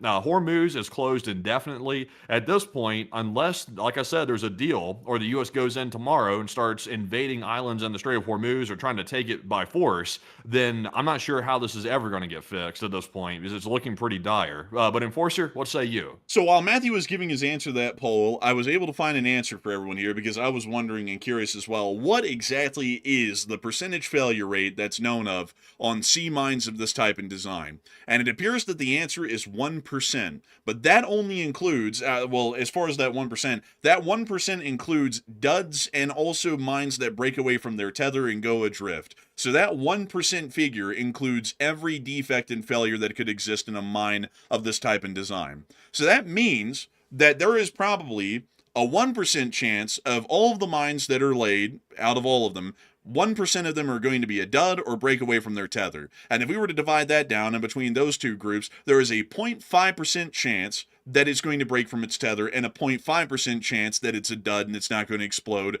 if somehow it attaches to a ship. So going off of that, if there's a 0.5% chance that this mine could break away from its tether, and there are enough mines out there to where that statistical probability is accurate, that means that there is probably at least 200 mines in the strait for there to be this one enigma here where that 0.5% chance happened that a mine broke from its tether and drifted on down into Omani waters. So I think that's giving us a pretty good idea that our ballpark figure of around 300 mines in the Strait of Hormuz is most likely accurate because there would have to be at least 100 to 200 mines in the Strait of Hormuz for a single defect to be seen, either it being some sort of a dud or it breaking from its tether. And it most likely have to be around 150 to 200 mines for the breaking of the tether to happen for this to drift down for us to see it. So I'd have to say the strait is closed indefinitely just due to the density of the mines and the fact that demining is not feasible or possible under the current conditions.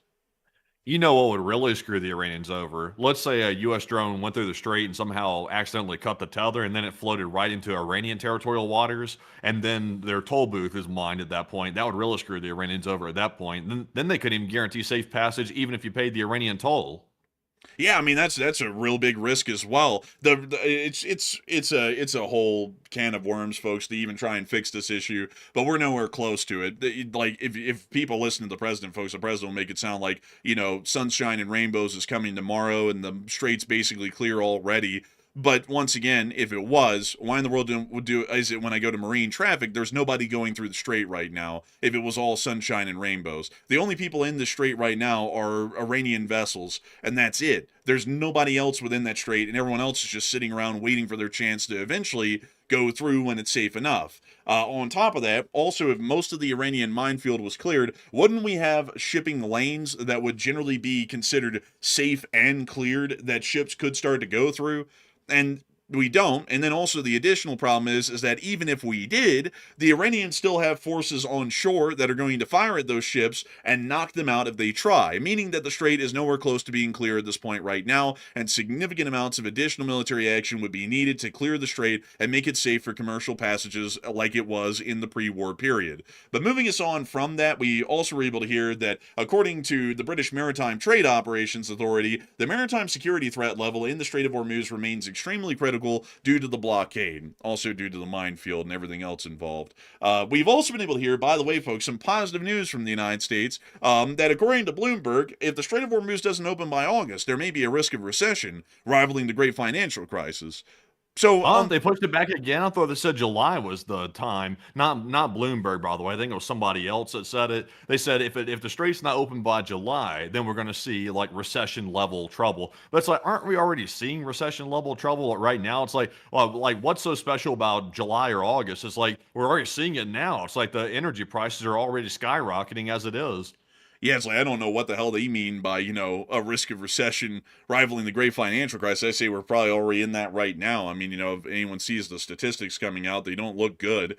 So I guess I think Bloomberg's trying to be a little optimistic because we hadn't heard from other sources that by July the oil was going to run out, and by default we would enter a financial crisis during that period because basic functions economically would not be possible due to a lack of fuel. It appears that Bloomberg's saying by August, so maybe they're factoring in the financial situation more so than the fuel side situation, and maybe that's why they're getting a different figure. Maybe possibly. I thought around July or somewhere around that range, we would start encountering actual like legitimate fuel shortages at that point, where we're actually having to ration, gasoline stocks. But I would argue that we're already in a recession. Like that's an entirely different statement they're making here about a recession starting in August. I would say we're already in it. To say we're not would be kind of a little bit, out of touch in my opinion. So I don't really agree with that report right there. But maybe by August we could see fuel shortages if the strait's not reopened. I could see that. But on the bright side, folks, this is good news. According to Bloomberg, we have up until August to try and open the strait. Question is the current guy going to try and open the strait before August? And I have very low hopes. I have a feeling that by the time of August, we're still going to be hearing that a deal is just hours around the corner. And we're probably going to be seeing a lot of reputable journalists continue to post that story all the time, until the end of, Kingdom Come or the planet or whatever comes first. We've also been able to hear additionally that apparently, of course, folks, a deal is only hours away, but somehow the president has actually sent a revised peace deal to Iran with even tougher terms. Mind you all, the Iranians aren't even willing to agree to the lighter terms that we had already been trying to work with so far, so now we're going to send them a deal with even tougher terms, according to multiple U.S. officials that talked to the New York Times today, because clearly that's going to make the chance of success on a deal even higher, when there literally is a 0% chance of a deal even trying to give them lax terms that would be somewhat kind of in their favor right now. So, I'd have to say, folks, I think, if we're hoping for the current administration to actually get some common sense and good judgment, as it used to be called, and just start militarily reopening the strait, we're probably going to be hard pressed to see that anytime soon, because somehow they're still playing the game of let's give them tougher terms and then lighter terms, and then maybe give them money and then not give them money and then threaten to blow them up, and none of it achieves anything, and we still are thinking for some reason that it will when it hasn't. If you really want help, then call a crackhead. I feel like a crackhead or somebody could do as good of a job as this right now. And, before people start going off in the comments talking about, oh, TDS, TDS. I mean, somebody explained to me the logic behind giving a more like hard line proposal. If you can't even get the Iranians to agree to a light proposal, like one that's very surface level, then why the hell give them one that's even worse than that? Obviously, they're not going to agree to a more hard line proposal. That's just common sense. I'm not sure what the hell. I'm not even sure what the hell they're doing. He's got the art of the deal down, though, man. If he was a car salesman at a car dealership, he'd go, "Oh, I see you're looking at that brand new Ford at $70,000. What would you like it for?" "I like it for 50. Best I can do is 90. How about 90? Yeah. You like 90? He's treating it like a business deal. It's like, this is not a business deal. This is not a piece of real estate. It's like, this does not work here. Like, it doesn't work. I would assume when you're making a real estate deal, the person selling the condo building is probably not a terrorist. So, if you're, hopefully they're not terrorists, but it's like, you're probably dealing with somebody who's kind of a little more level-headed when you're buying a piece of real estate than a terrorist inside of Iran running the government. It's not the same situation. I'm not gonna lie, it's absolutely insane. Like everything, like it's just like there's no pressure, if we don't get a deal, we don't get a deal. It's like, look, buddy, this isn't a casino where the mall nearby to it in Las Vegas can flop and never get built, and it doesn't really matter. It's like this is a nation we're dealing with right here. The Republic. It's not a little property development on a stupid ass golf course in the middle of a desert or some shit. This is the United States of America. So we need to act like the United States of America and not act like we're just a business just kind of speculating on a deal and it can happen or it can't happen. It's got to happen. This strait is going to be opened damn well any way we have to. They can either agree to open it and do it easily, or we're going to go to war with them. And that's not an idle threat like it's been given for the past 2 months. They're either agreeing now or we're going back to war. That ought to be the message given, and that ought to not be backed off of once. If you say that, you ought to intend it. And we've seen that so many times now, and this is also the other thing, is that basically at this point we're going to lose face no matter what. The president's threatened to basically wipe Iran off the face of the earth, what is it, 6 times now over the past 2 months, and never followed through with it once. At the request of Pakistan, the weather's not right. I have a sore in my throat or something like that. Some shit to keep blowing it off. So if we even gave that threat right now, the Iranians wouldn't even take that seriously because we haven't treated the threat seriously the 6 prior times that we've given it over the past 2 months. Hopefully we'll see that something eventually improves, but right now we're not seeing much improvement. We also were able to hear that there is new terms for the deal, once again from a second source, once again citing the New York Times. Big shout out to Phytux Network, by the way. We talked to them a good bit. But moving us on out of that, we've also been able to hear, folks, that apparently the U.S. blockade, no joke, I gotta go read you all this again. Ships caught in the strait due to our amazing blockade, which will now be lifted, may start the process of heading home. Yesterday, this statement made it sound like the blockade was completely over by the United States. Today, we end up blowing up a ship for trying to break the blockade. According to CENTCOM, U.S. forces operating in the Gulf of Oman enforced blockade measures by disabling, meaning firing into the engine room, of a Gambia-flagged maritime vessel attempting to sail towards an Iranian port. Man, they said, we're lifting blockade. Then someone said, full steam ahead, Skipper. We're getting the hell out of here and going home. And then the U.S. forces said, got your ass. Man, that's crazy work. That's crazy. Man, they literally said, you can all go home now. And they said, yippee. And they said, gotcha, bitch. Like him blow up. Oh, my God. Oh, my God. You just can't make this stuff up. Are we sure that this was before or after the announcement? Well after. Are we sure? Well after. Oh, man. Oh, jeez. This happened in the middle of the day today. This was not anywhere close to yesterday when that announcement was made. This was like a whole day after. But moving us on out of the strait, because, there's not a lot of sense to be had down there anymore. We've also been able to hear that in the Khuzestan province, apparently, according to NBC, which I gotta say, folks, kind of take this with a grain of salt because I don't know where NBC got the source from, but they say that the F-15 that was shot down over Iran was shot down by a Chinese air defense manpad that was apparently donated to Iran during the start of the war. Don't know how that happened. The whole deal of them getting this at the start of the war, in the midst of the whole thing. Generally, this stuff has to be provided before the war started because there wasn't really any Chinese ships making it into an Iranian port during the armed conflict, and there was no Chinese planes making it into Iran during the armed conflict either. So I generally have to say, folks, I don't really think that this was a Chinese-provided manpad. I'm still of the belief that it is some form of a Russian manpad that was provided to Iran because of an arms contract that they had made earlier in the year, I believe in early February, where we saw that they had already made an agreement to get, I believe it was the Igla, as their new manpad. So I would doubt that the Chinese gave them any. I still think it's a Russian manpad, possibly. And also on top of that, Chinese manpad, it's just really hard to justify that, at least in my opinion, how it would actually end up getting there, unless if the Chinese gave it to them before the war, which is a possibility, but what I'm discounting as far as the story is when it arrived. But outside of that, a lot of people are talking about this at the moment right now. And Matthew, what are people thinking about it, and what are you thinking about it as well?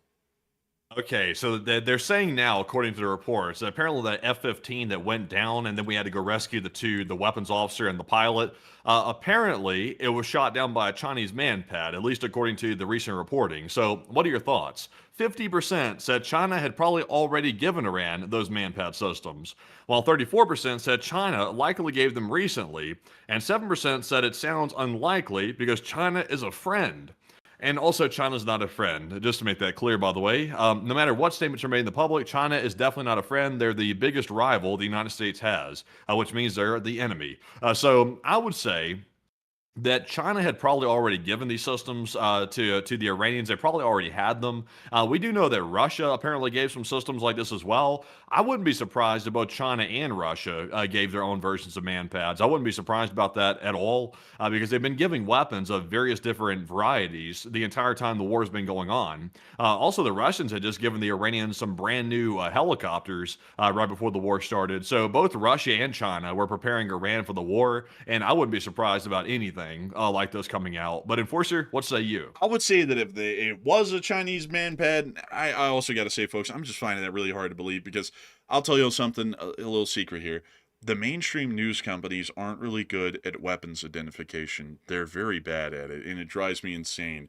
Because let me ask you all this: if y'all saw this, and I told you all that that was a Verba, and then I showed y'all this, and I told you all this was an FN-16, would y'all really know the difference off of the top of your head to be able to say, no, that's actually a Verba, that's not an FN-16, and this is an FN-16, not a Verba? And that's kind of my problem with what NBC is saying, because they didn't really state where they got this source from. It's just, it's Chinese, but, it's like, how do they know? Have they positively identified a man pad? Were they shown a picture of the man pad somewhere to let them know and find out and identify what man pad it is? Because we know that, and by the way, folks, these man pads are very analogous from what we know. They're basically the same, outside of the Verba being made in Russia and the FN-16 being made in China.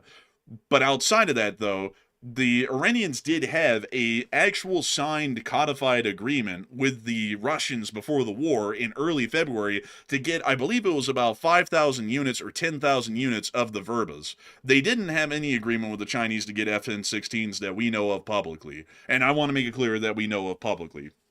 So if Well, yeah, that's the big if though with China. You see, Russia's not as smart when it comes to stuff like this. Russia is pretty crude. When they send weapons, they send them straight through the sea up there, straight down to Iran, to the north part of the Iranian ports. They give them directly, and that's the end of it. It's very direct. The Chinese don't give weapons directly. They use a whole bunch of shell companies and third parties to sort of make like a big spider web, so that way you really can't track back the original origin of the weapons. China's a lot more sneaky with that stuff than Russia is, so it's a lot harder to verify it. Like it's really easy. Like when the Russians send man pads, all you have to do is look in the sea. If you see a Russian ship heading to an Iranian port, the odds are it probably has weapons on it. So that's not the same with China.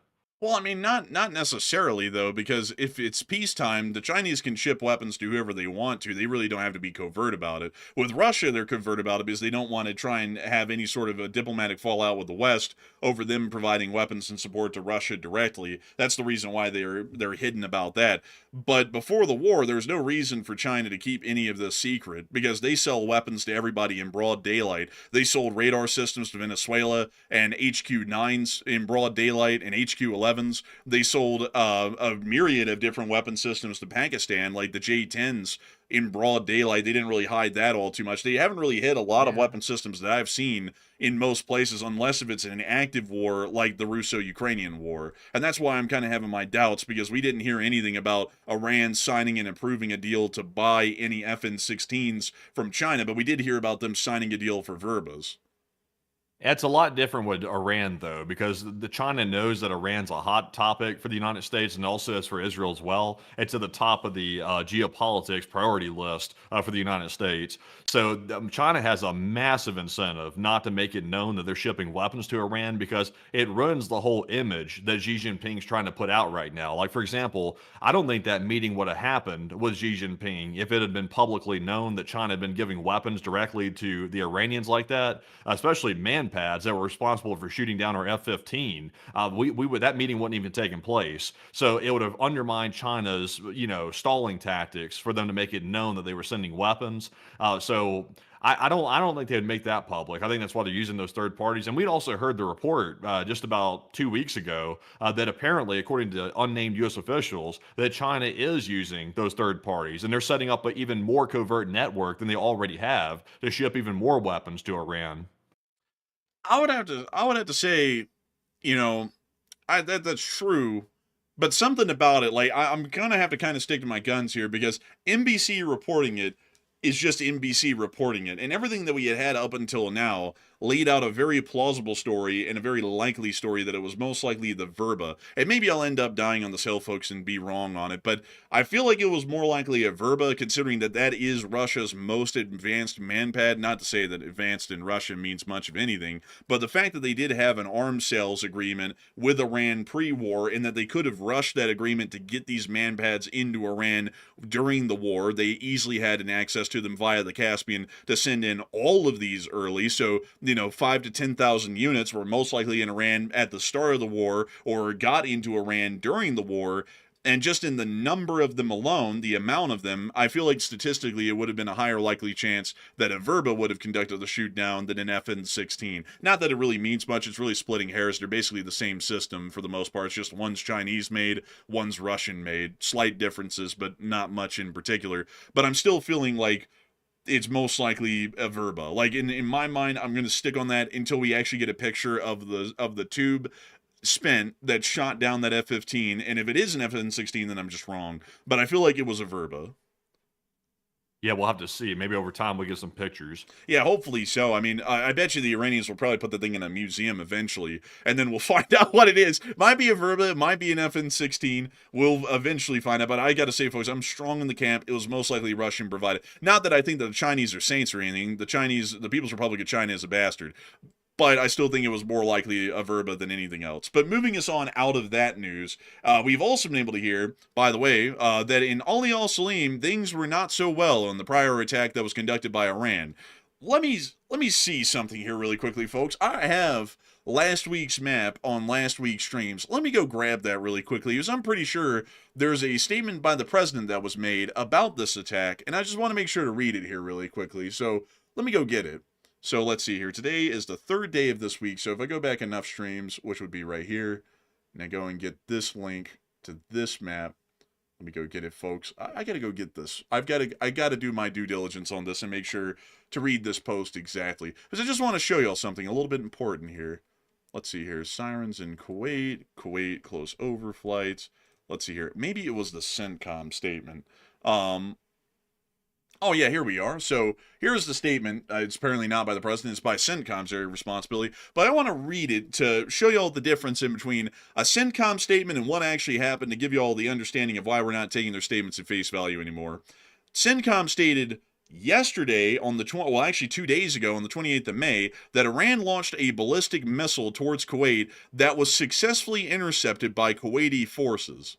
This makes it sound as though everything went well and nothing really happened. Today, we've now heard that apparently 5 U.S. personnel were injured at Ali al-Salim Air Base in Kuwait. An Iranian ballistic missile was intercepted, but the quote-unquote falling debris destroyed 1 MQ-9 Reaper and damaged another and wounded 5. All injuries are supposedly minor at the moment from what we're hearing. The personnel are a mix of service members and contractors. Wow. Yeah, they didn't really say that in the statement, did they? Also, CENTCOM likes to put out these very crass, kind of sarcastic posts these days. Well, they'll do like a fact check and they'll be like, claim so and so said this. It'll be like some claim that has video evidence to back it up. Then they'll say, truth, that didn't happen. It's like, come on, guys. Like, stop the BS. It's like, eventually, either don't make a statement if you're gonna bullcrap the statement, or make it truthful, one or the other. Yeah, I mean, this statement here, folks, when you look at that and read that, this statement is paramount to straight up bullshit, and they had to have known it. Because if the missile, the falling debris story, considering that the Russians go with that one a good deal, leads me to believe that the missile might have actually impacted and destroyed this Reaper from a direct hit. Regardless, it did a lot of damage. It wounded 5 U.S. personnel, contractors, and service members, and destroyed a MQ-9 Reaper on the ground. And that was not at all conveyed in this CENTCOM statement. They said successfully intercepted by Kuwaiti forces. I'd say that a $30 million Reaper and a couple of servicemen getting wounded isn't really my definition of a successful interception. That sounds to me like an unsuccessful interception. And I don't really know why in the world that would be covered up, because, for example, if this was the Gulf War back in 1991, you would have heard it outright if a U.S. aircraft was shot down within the hour that it was shot down and the pilots were either alive or they were dead. That was how it went. They wouldn't tell you the names clearly in the public of who had died until next of kin was notified, but they'd still tell you, F-16 was shot down, pilot died. F-16 was shot down, the pilot ejected, he was captured, or he was rescued by our people. That's what they would tell you. This doesn't convey that at all, and that's why I don't trust any of the government sources that are coming out at this point, is because when you put their statements up to reality, they hardly ever reflect reality in the slightest. Moving us on out of that, though, we've also been able to hear that up inside of Tehran, things are getting juicy. Apparently, Iran is opposing everything. Hardline factions in Iran, a fringe, according to the Wall Street Journal, but loud group with members in parliament and a seat on the Supreme National Security Council has openly opposed any concessions to Washington, using rallies, state media, and private pressure to try to derail a deal. I haven't heard a soul in Iran make it sound like they ever want a deal, so I guess this hardline faction is everybody in Iran, which according to the Wall Street Journal is a small group, but it doesn't seem to me like it's a small group in Iran. It seems like every official statement by the Iranian government is not at all in support of making any deal, and they're still pushing maximalist demands from every government official that we hear from publicly in Iran. So I'm heavily doubting this statement here, and I think that that's largely a broader blanket statement of the Iranian position that they're not wanting to accept a deal, and they're hardliners, which is quite obvious. It's a terrorist regime. We also were able to hear that there was some sort of jet activity over Karaj, but nothing more came out of that. Moving us on over and into Israel, we've also been able to hear that rocket attacks have been common on northern Israel throughout the day. Iron Dome interceptions were visible in the sky throughout most of the daylight hours in northern Israel. And we've also been able to see that a Merkava tank column today was absolutely bushwhacked in southern Lebanon by an FPV drone swarm by Hezbollah. And you can actually see the burning fires and secondary explosions in the distance in this clip from the Merkava tank column that was attacked by the Hezbollah FPVs. Apparently, according to the IDF, they sustained 6 casualties during this attack, including 1 dead, which generally for individual attacks against IDF forces in southern Lebanon is a fairly high sort of a statistic. Rarely ever hear of this sort of a thing, though last time I think we ever heard of some numbers like these were just last week with these FPV drones. But outside of the FPV drone attacks by Hezbollah, the types of ambushes and casualties and fatalities like this that we heard of was during like the peak of fighting in the Gaza Strip in early 2024, when Hamas was at its strongest and they were battling it out in Rafah and other places inside of the Gaza Strip. Outside of that, I've never heard of casualties like this before, so it's not looking good for them, and it looks like drone warfare is continuing to level the playing field between the terrorist forces in Lebanon and the IDF in the southern region of the country. Right now, a lot of people are talking about this, and I'd have to say, folks, that if anything is to be taken from instances like these, it's another cautionary tale of why the United States needs to get their head on a swivel about drone warfare and get with the program before we actually end up getting into a war and suffering greatly like a mini allied nation like Israel is, and other countries like Russia are already suffering at the hands of drone warfare and the kind of changes that that's made to how a war is actually fought. A lot of people right now are talking about what the outcome of this is going to be as far as the Israeli position in southern Lebanon. And Matthew, what are people thinking about that right now, and what are you thinking about that as well? So it looks like people are pretty evenly split on this poll right here, actually. So just to read off the question, Israel is currently getting overwhelmed by Hezbollah FPV attack drones in Lebanon. As you can see in the image on the screen, there was apparently a pretty large attack that took place on an armored column inside of Lebanon that Israel was operating. So how bad will it get for the Israelis? 36% said Israel will implement defenses and that will fix the problem. 33% said Israel will have to withdraw from areas of Lebanon, and 22% said Israel really isn't being overwhelmed, and that's exaggerated. And I wouldn't call it an exaggeration. I would say it's a fair assessment to say that Israel's getting overwhelmed, because typically the IDF is a very competent force, and they don't really have instances like this happen very often. So to see something like this where they have multiple casualties like that, that's kind of unusual for the IDF. So I would say that indicates they're being overwhelmed. This is not the first time we've seen this, by the way. We've seen drone video after drone video coming out of Lebanon from the Hezbollah drone operators, hitting all kinds of stuff that the Israelis have in that Lebanon territory. So I would say We'll probably see Israel have to do a limited withdrawal from some parts of Lebanon. We've already seen it before. About a week and a half ago, they did one limited withdrawal from a certain area inside of Lebanon. I think that's going to become more widespread because it's not as easy as they think to implement defenses. I know Israel's trying to buy a whole bunch of drone nets, but that won't protect their mobile columns like we see right here in this picture.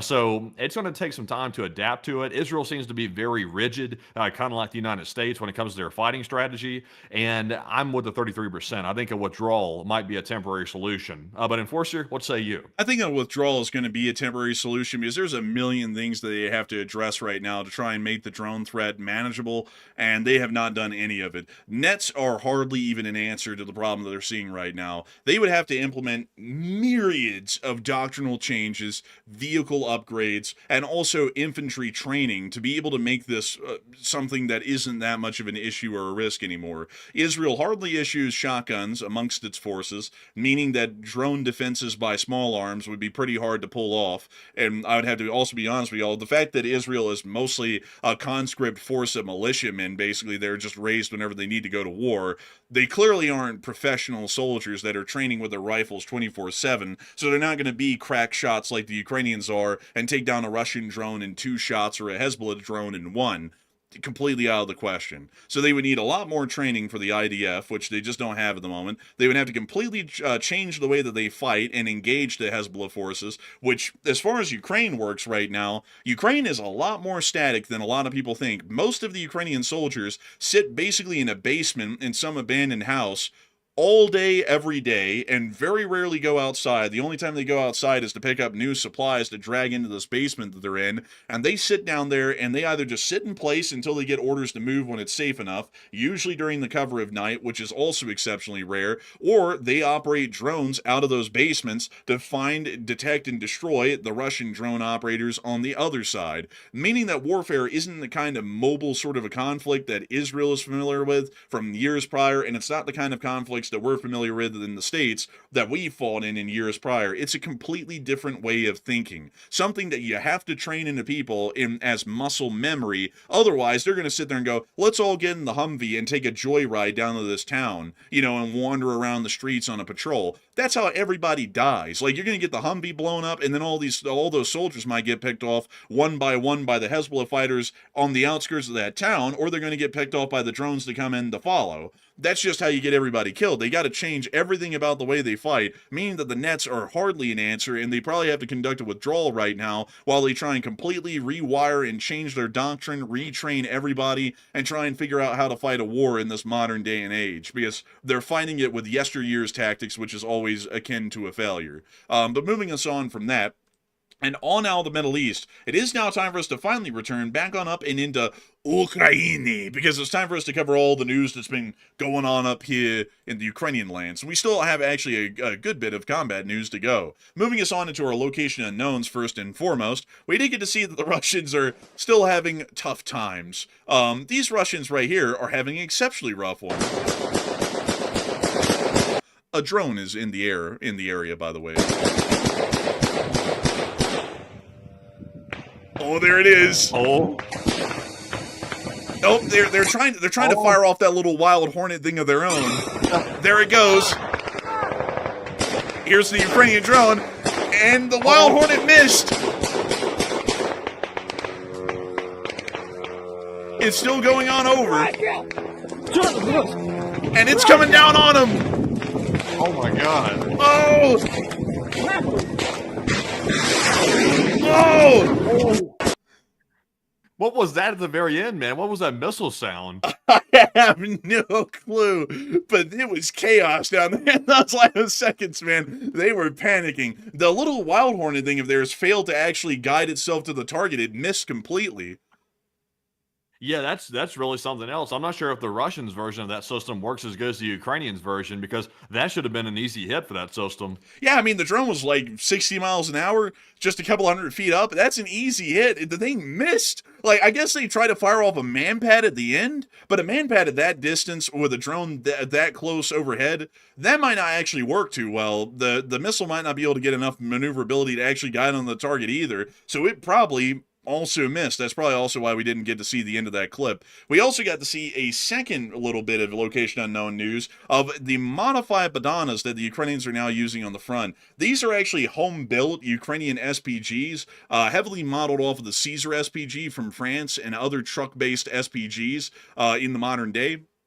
These have become, generally, as far as artillery systems are concerned, the epitome or apex design at the moment to be able to emphasize the shoot and scoot doctrines that have become incredibly common, with the heavy emphasis on setting up the piece, firing a couple of rounds, and then packing up and moving on as quickly as they can. These kind of truck-based systems do that the best, and not only that, they're able to keep up high road speeds when they're on the move, meaning that they're well a ways away from where they fired from before a drone or counter battery is able to come in to try and knock out the system. We can also see they mounted a decent amount of electronic warfare systems on top, and also the cab appears to be protected by some cope cages as well, which are some battlefield modifications of the system to try and improve crew survivability. We also got to see a Ukrainian main battle tank. Crazily enough, I believe this is a... Oh, damn, who provided these? It's a pretty old system. I think it was the Czechs. Well, it wasn't the Czechs because they gave the T-72Ms. I don't know who provided these. I think it was like Slovakia or someone, but it's a T-72 that has had some interesting armor mods. It's almost kind of like a T-72B3 sort of, but the Ukrainians are still using these and operating these, at least on training grounds and in very limited cases on the front, as indirect fire systems, so basically another form of a self-propelled gun as an artillery piece, but we don't really see them used in actual frontline fighting any longer. It's just too dangerous, the drone threat at least. And we also have the Russian casualty report, and we were able to see that 4 Bobcats were destroyed. Obviously.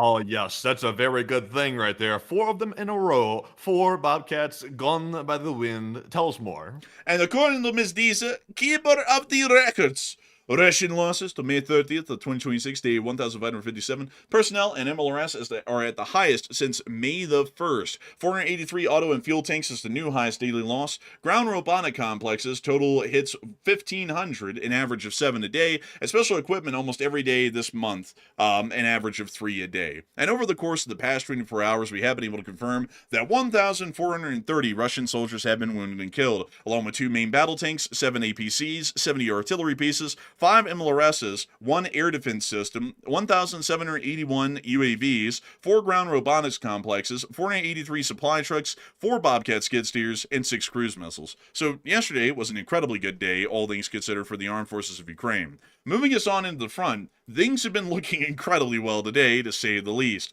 In the Vovchansk area, Russian forces were getting hit quite heavily in their improvised battle wagons. I don't know what the hell this thing is, but the Ukrainians blew it up, so we didn't have to worry about it all too much. Bro, what the?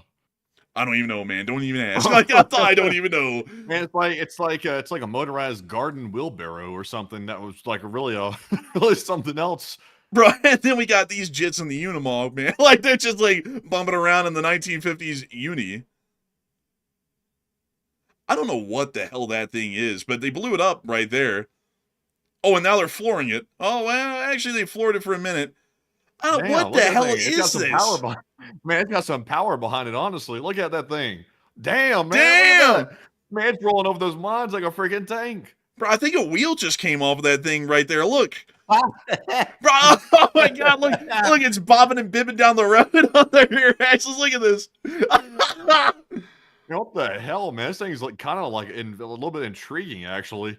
Dude, this is the abomination.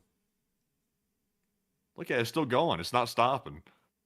Oh, the trailer came off. It took out a telephone pole, and then another mine blew up.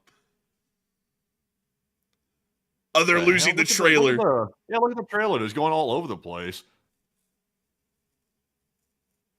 It's something else. I wish I knew what that was, man. It looked like a stripped down like Tatra. Like they took the whole like cab off of Tatra and it was just the chassis of it left or something like that. Is that the thing? Yeah, that's the thing. It's got a hatch in it for the crew. So like the crew get down in that tiny ass little like space somehow.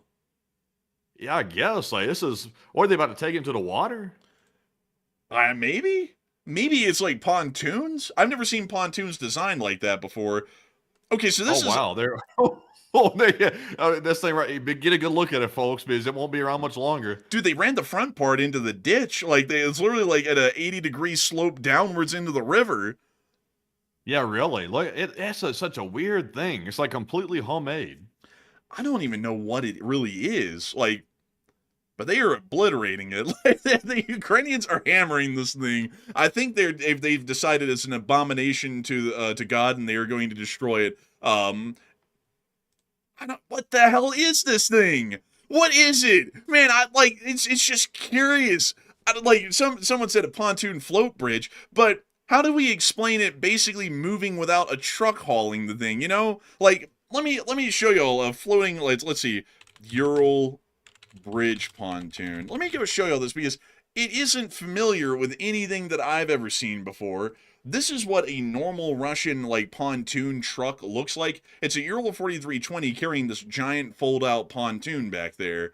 That's what they normally look like. I've never seen one that has, like, these, like, caisson things, like, one on a trailer, and then the actual truck is a caisson. Like, I don't understand this. I don't think that's made for a bridge, man. I think they're using this thing for some type of like armored like thing that can kind of withstand mines. It looks like it's got a lot of ground clearance on it. Like it's pretty tall. And also, I mean, look at how large the tires are. I will say the tires look like they could possibly float because those are very oversized tires in the back of that thing. So I don't know. Like maybe it could have been possibly some type of vehicle that was intended to go in the water and they simply modified it to be like a Mad Max vehicle. Maybe. It's just bizarre, though, because I see some people saying, well, it's clearly a pontoon, but, I mean, not really, because I've never seen one of this design. It's got like a captain's wheel, like for a ship, right there in the driver's seat. You see that? It's like a freaking captain's wheel. Yarling slow, we be taking it into the high seas. Like they're selling this thing around the Black Sea on the weekends. Yeah, really. Also, some people are saying it looks like a swamp crawler.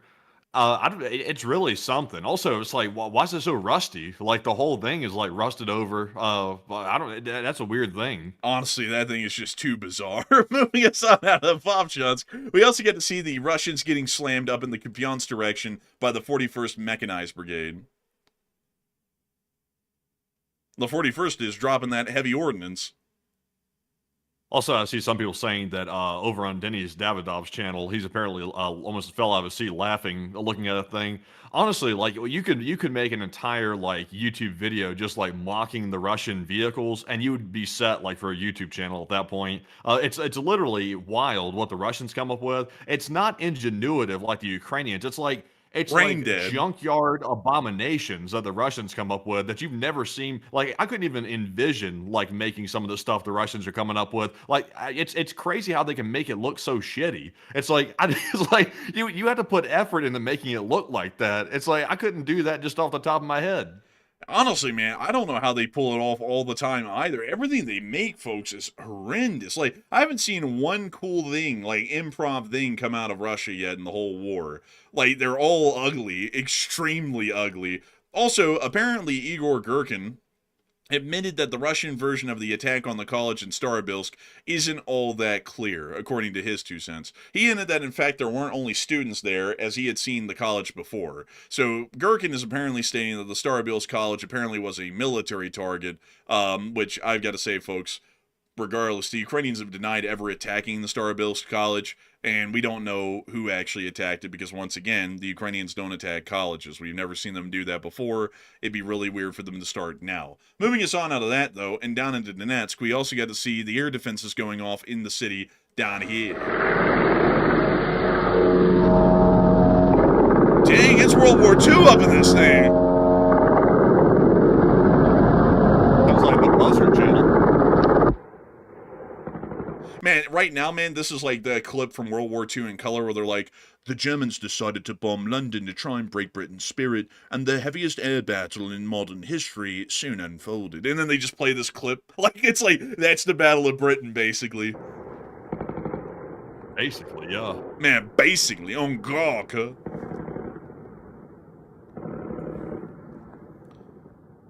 Man, Unc out there ripping on that gush gun. Man. Unc only knows one function and it's mag dump. Comrade, This job very simple for you. Just pull trigger and aim, blät. You can do this. comrade, I'm out of ammo. How? You had 1 month's supply. I know. I used it in 2 minutes. Like, it's like unbelievable, really. We also got another clip out of Donetsk as well. Let's take a look at this one.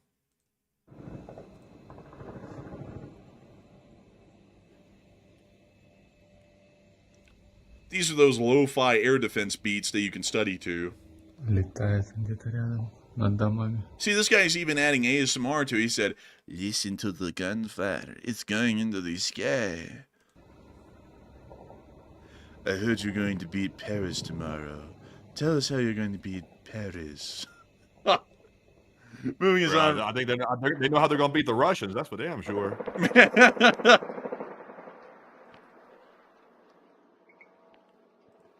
Next clip. Oh, that's the one that we just saw. Now let's get to the fourth one. Ooh. Oh, okay, okay. They got that high def coming out.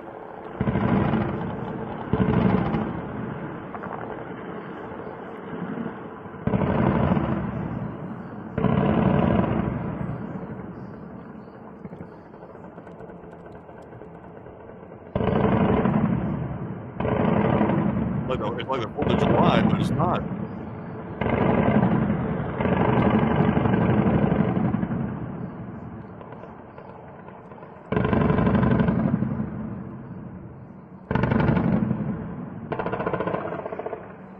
It's honestly kind of nice to listen to. It's kind of like a war is on.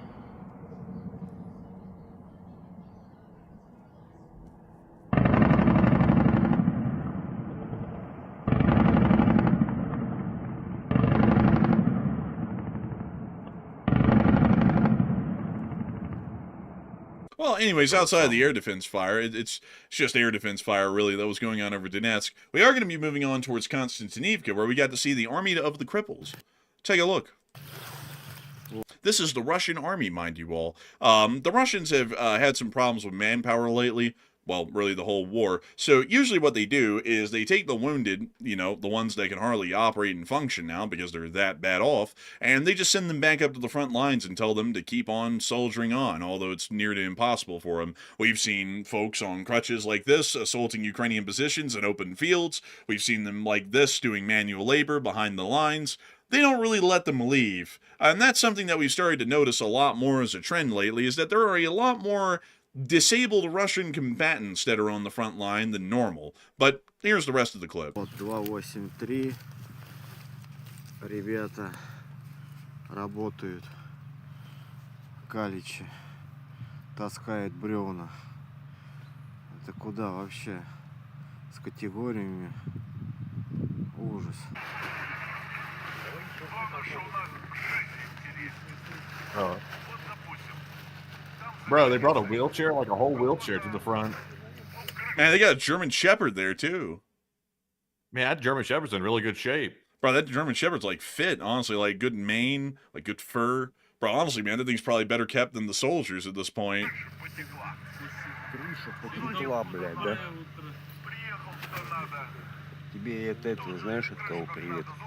I see some people asking, are you joking about this or is this for real? This is for real. I mean, this has been a common thing for a while, but it's becoming a lot more common as the months pass.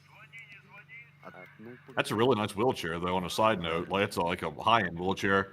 But, yeah, it's like, what use are these guys? Like, they're obviously not in any shape to fight. So it's like, what the hell are they going to do? Like, wheel them into battle? I mean, they're not even in shape to do any manual labor, really, either. So it's like, what good is it to have them on the front? Just basically asking to get them killed for nothing. That could be the point. The Russians are trying to get rid of them. Oh, yeah, that might be, so that way they declare them missing in action and not have to pay out for their medical and whatnot. Yeah, that's really obviously a ominous, sort of a nasty thought, but I think that might be the way the Russian government's thinking. I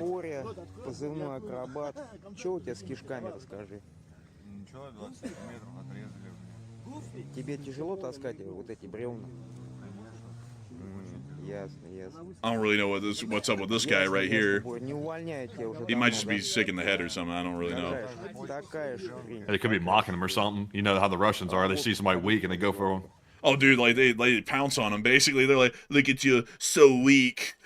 Yeah, let me get the pillow. It's like, bro, like it's like, dude, why are they like that? It's like a survival of the fittest kind of mindset in Russia. We also got to see a clip of the Fighting 93rd in action out there near to the front. Take a look at this: the Holodny Yar, the famous Fighting 93rd from the Battle of let's see here, what would it be? Oh, the Balaklia counteroffensive. That's what I'm trying to think of, or as they call it out there in the rest of the world, the Kharkiv counteroffensive of 2022. Also, by the way, I did some more research into that abomination of a vehicle, that Mad Max thing. I got an up close picture of it, by the way, if you want to take a look at it after this video. No, is it on Twitter? Yeah, I just reposted it. It's an up close, very clear picture of the thing. Let's see here. Let's take a... Oh my god, that thing is terrible. Yeah, we'll have to show that here in a second because it doesn't look to me to be an improv pontoon bridge. It looks like some sort of like a battle wagon thing. Yeah, it's something they put some work into creating. Like, there's a whole like substructure they've added to the top of it, and like it's the body is not normal. Like, it's something they homemade themselves. Man, honestly, it's pretty abominable, really. I mean, looking at it up close, this thing is rough. But we're almost done with this clip, folks, of the 93rd. And then we'll show y'all what we got. All right. So, everyone, it's the moment y'all been waiting for. It's time to show y'all this battle wagon thing. That's what it actually looked like up close before it got blown up. It looks like it was a normal truck, and they added like oversized tires on it.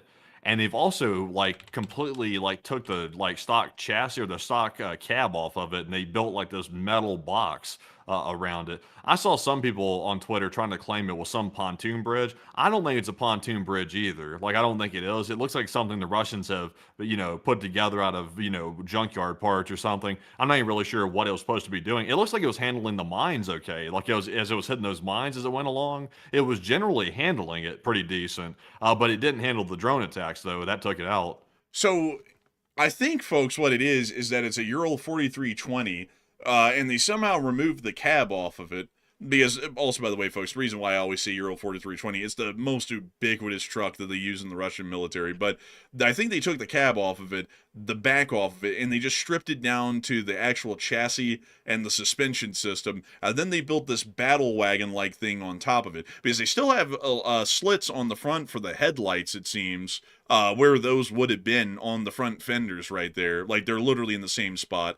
And then they have this weird, like, barbette thing up here on the top for the driver, I'm guessing. And then they have this wagon back here that looks to be for some sort of storage or supply delivery. So this thing doesn't really look like a pontoon to me. And if it was, it wouldn't really be effective because what would you be able to drive over with that kind of obstruction on the front of the vehicle? So this thing looks to be some sort of battle supply wagon sort of a thing that they rigged together at the front and apparently used until it got blown up, I'm guessing. Yeah, it's an abomination, whatever the thing is. It's very bad. Very, very bad. Like, cannot overstate that enough. It's unbearable, really. I mean, I can't even find words to describe it. We also got to see how the flamingos are launched. It's launched gloriously. By a European semi. So Euro Truck Sim needs to get a new DLC update for this, because apparently you can carry one of these around on the back of a normal European semi. That's very nice. Also, another thing that's interesting to note, folks, is that this trailer was also carrying two FP2s, which are the long-range Ukrainian attack drones, right alongside the FP5 Flamingo. So that is a pretty interesting thing to note as well, because apparently they're all carried on some sort of a modular launching trailer that can be modified to launch whatever they want to put on it. So I'm guessing, a couple of Flamingos or a couple of FP2s, but a very flexible sort of a launching system. You know why they put them all in the same system? Why? Because it's made by the same company. FP stands for Firepoint. Really? Yes, that's the company that makes it. So they make modular launch system to make it easier. Yes, it's actually pretty smart that way. That is honestly, that is really smart. That's really cool too. Like that they carry them all on just a semi trailer that they custom made. But moving us on out of that, we also get to see something else interesting behind the lines. This Russian tried to grab a drone. It didn't go well. Look, oh, it missed. And the truck got blown up. Oh man, don't try to grab those. It's probably not a great idea. Man, I like how that little porthole on the top of the cab like popped open like a little teacup for a second that was boiling over. Watch, and went boop, and then it just closed right back. Man, this is a little teapot short and exploded. Man, that rush is like, I'm a little teapot short and stout. That is the drone, and there goes my truck. You're like, man, it's like, man, tough day for Vadim driving truck, buddy. But moving us on out of all of this news, it's finally time for us to get to Kyiv and cover the speech from the President of Ukraine, President Volodymyr Zelensky, on day 1557 of the news from around the world. And without further ado, here's the speech. Peach! Шановні українці, українки, важливо і цієї доби бути уважними до будь-якої загрози, до сигналів повітряної тривоги. Інформація від розвідок про можливість масованого удару залишається актуальною. Ми знаємо, що партнери говорили з росіянами щодо цього, віри в те, що хтось там в Москві одумається, немає. Обов'язково бережіть життя, реагуйте на небезпеки. Наше ППО, наші мобільні вогневі групи, наша бойова авіація – всі в готовності, наскільки можливо, враховуючи постачання. Відсоток збиття шахедів нашими воїнами стабільно вище 90, це 90-93%. По крилатих ракетах та балістиці з усіма партнерами ми працюємо, щоб були нові внески в програму Перл. Ми шукаємо інші способи отримувати ракети. Я дякую всім, хто допомагає. Сьогодні відзначу наші українські підрозділи, які виконують наші завдання по далекобійних санкціях та по мідл-страйках. Є хороший результат. Наш план по таким санкціям виконується у відповідь на російські удари. Я дякую всім нашим воїнам, які забезпечують досяжність таких російських цілей, передусім військової і паливної логістики на тимчасово окупованій території вздовж узбережжя нашого Азовського моря. На цю глибину тимчасово окупованої території наші дрони вже дістають все більше, і це вже відображається в Криму дефіцитом пального. Є за що відзначити підрозділи СБС Збройних сил України у діпстрайках. Були ураження російських військових літаків Ту-142. Також досягнуто установку «Іскандер». Були влучання і по нафтових цілях. Збройні сили України по Ростовській області, Служба безпеки України по Краснодарському краю. Це те, що дійсно впливає на російський потенціал агресії, і Росія могла би цю війну давно завершити миром, але сама обирає затягування та розширення війни. Погрожує тепер ще й іншим країнам поруч, значно відвертіше, ніж раніше. Кожен сусід Росії почув слова про Вірменію, народ якої єдиний, хто має право і буде обирати майбутнє для своєї країни. І те, що Росія каже про Вірменію, це насправді не про неї одну. Треба усім більше думати про безпеку, більше робити спільних кроків, щоб політичні партнерства працювали і щоб були сучасні оборонні виробництва, сучасні компетенції захисту, а також максимально розгалужені, диверсифіковані економічні зв'язки, щоб ніхто не залежав від Росії та не давав їм в руки інструменти шантажувати народи. Дуже сподіваємось, що позиції Європи в цих питаннях і Євросоюзу, передусім, будуть принциповими, будуть сильними, будуть вчасними. Нікого не можна залишати без підтримки. Європа не має права програти жоден з народів, упустити жодної з країн. Вірменію треба підтримувати, Молдову треба підтримувати, держави Балтії, Азербайджан треба підтримувати. Треба знаходити шляхи, щоб підтримувати народ Грузії. І це спільне європейське завдання. Нікого не можна втратити. Я вдячний усім в Європі, хто підтримує нас, підтримує Україну, хто підтримує нас достатньо і саме тими рішеннями, саме тими кроками, які дійсно можуть нам допомогти. Сьогодні я провів нараду, Буданов, Умєров, Шмигаль. Ми стараємося активізувати всі канали комунікації з Сполученими Штатами Америки. Ми розраховуємо, що будуть візити та будуть перемовини на рівні команди. Постійно ми спілкуємось про це. Треба продовжувати обміни. На початку травня саме за посередництва Америки ми домовлялись про формат 1000 на 1000. Треба все це реалізувати. Будуть нові перемовини і в Європі, і ми зараз до них готуємось активно. Я хочу окремо також подякувати Азербайджану за дуже відчутну енергетичну підтримку для нашої держави. Ми працюємо з Азербайджаном і у безпековій сфері, щоб наш український безпековий досвід і компетенції наших воїнів допомагали нашим друзям. Слава Україні! Героям слава. And with that, that is the end of the speech from the President of Ukraine, President Volodymyr Zelensky, here on day 1557 of the news from around the world. And that's about to bring us on, folks, into the second segment of the stream, where we get to talk to each and every single one of y'all. And what a news segment it has been tonight, folks. I have to say that it's an absolute honor and a pleasure to know that we've been able to cover the news to 120,000 people in 2 hours and 25 minutes, and that we've also been able to see that a humongous amount of people were here tonight. 15,500 people. That's many. If we were to say that that was greater than like 5 people, that is certainly greater than 5 people, which is impressive. And with that in mind, it is time for us to move on and into all of dim questions that we have for the night. I just saw someone say in the chat, though, saying you have a top secret clearance on a public forum is a wild choice. I'd have to say that's pretty wild. I have a feeling that someone in the chat's about to pull a War Thunder Forums moment and start leaking classified stuff, which they should not do. Oh man, I tell you what. I tell you. Or it could be like that one old guy from that body cam who was like, I'm with the Department of Justice. And he's like a taxi driver and like the cops like, you're with the Department of who? Department of Justice. I'm investigating these Taya guys. I'm going down to Paraguay to negotiate the end of a coup. It's like, okay, this guy's off his rock. But anyways, Man, some like Iranian or some Russian just saw that in the chat and they're like, top secret clearance.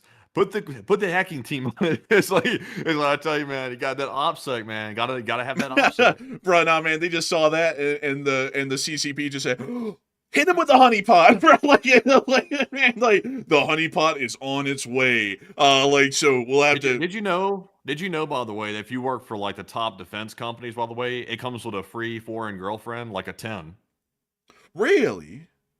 Yeah, you just happen to be out in public one day and just whoops, oh, there comes a 10 right there, basically a runway model bumping right into you. Oh, hi, I didn't mean to bump into you. How are you? It's good to meet you. And all of a sudden, they're in your life.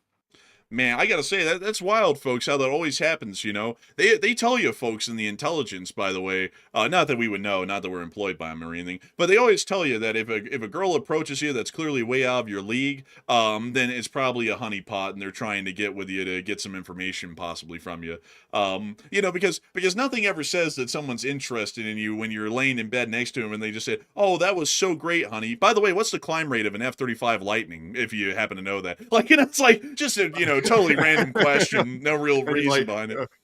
Wait a minute, why'd you ask that? Oh, nothing, just wondering. Well, I thought that'd just be like really hot if you knew. Like it's like just curious question. That's all. You remember that? You remember that story? There was actually a guy that actually did that. In the course of what's called or what they labeled pillow talk, as they called it. This dude was spilling every damn secret under the damn sun to a Chinese honeypot that was taking all the information right back to the CCP right after he said it. So I really it's wild like how some of these people I even saw a guy on a video yesterday.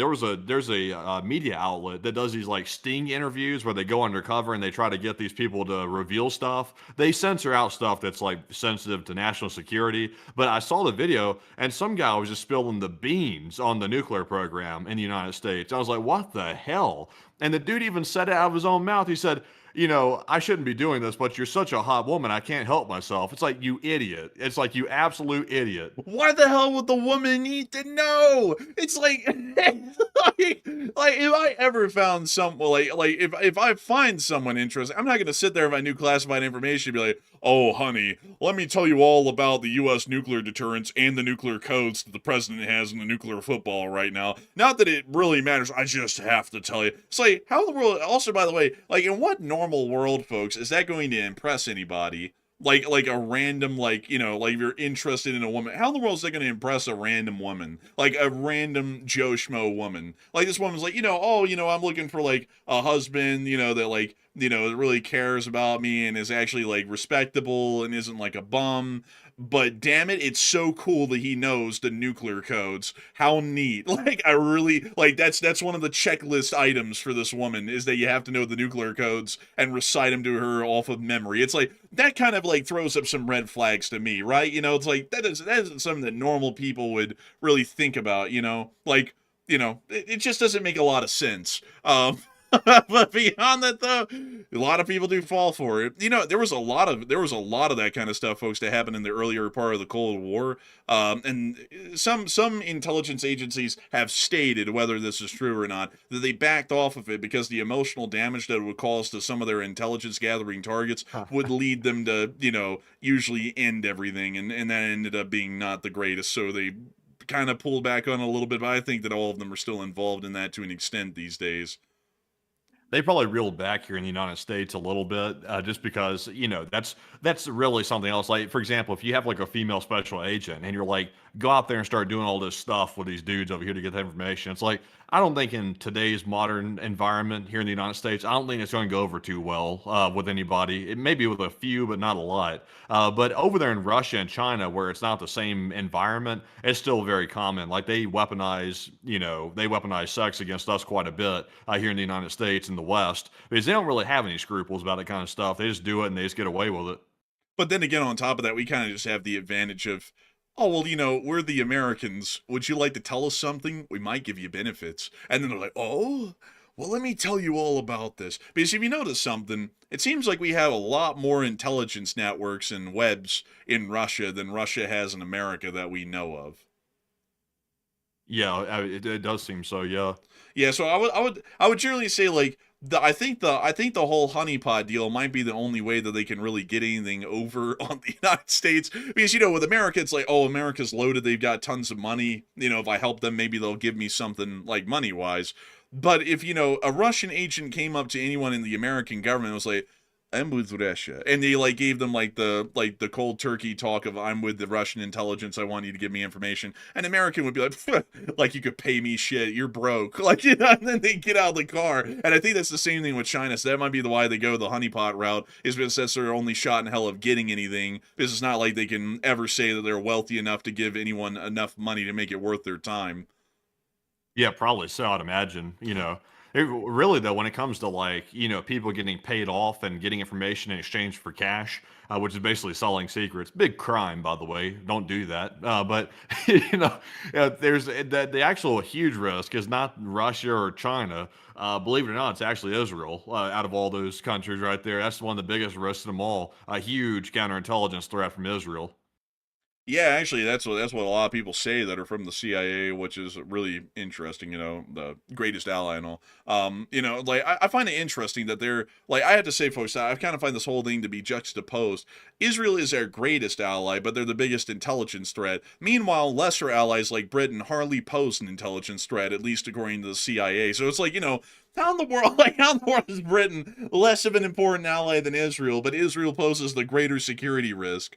That's like saying, you Yeah, you know, know, all of those countries, like, not just Russia, China, all of them use blackmail. Like, if they can find blackmail on somebody that has information they need, they'll use it without a doubt. And these days, they can probably just manufacture the blackmail. Like, if there's, they can probably just manufacture a fake video. If they can get a picture of your face, they can probably make a deep fake or something like that, and probably try to extort you that way. Probably if they're really desperate. yeah, probably. I mean, you know, it's an interesting sort of a thing. But with that, it is time for us to get on into all them questions. So what do we got, Matthew?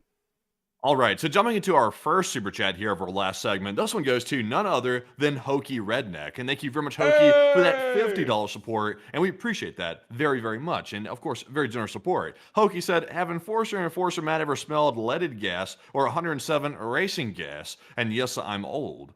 Now, I have smelled the racing gas before. That stuff will burn your nostrils and also make your eyes water. It's really strong. I've smelled it because and back where we used to live, I had a buddy whose father was actually into drag racing. He would drag race these 1,000 horsepower cars on the local drag strip and stuff like that. And he had the racing gas nearby. Very strong stuff, by the way. But I think the, like, official, I don't know if they're called funny cars. I'm not a huge drag racing person, like formal drag racing, but But the funny cars use like some nitro or something, some crazier gas than that. That stuff's crazy bad. Like it burns the hell out of your eyes and nostrils, especially when they take off down the drag strip. Just absolutely hard to breathe at some point. But Enforcer, what say you? I've smelled it a little bit, like, and the smell of it's pretty decent. Like, it's not too bad, at least from a distance, like, 100 yards. Like, it's not too bad.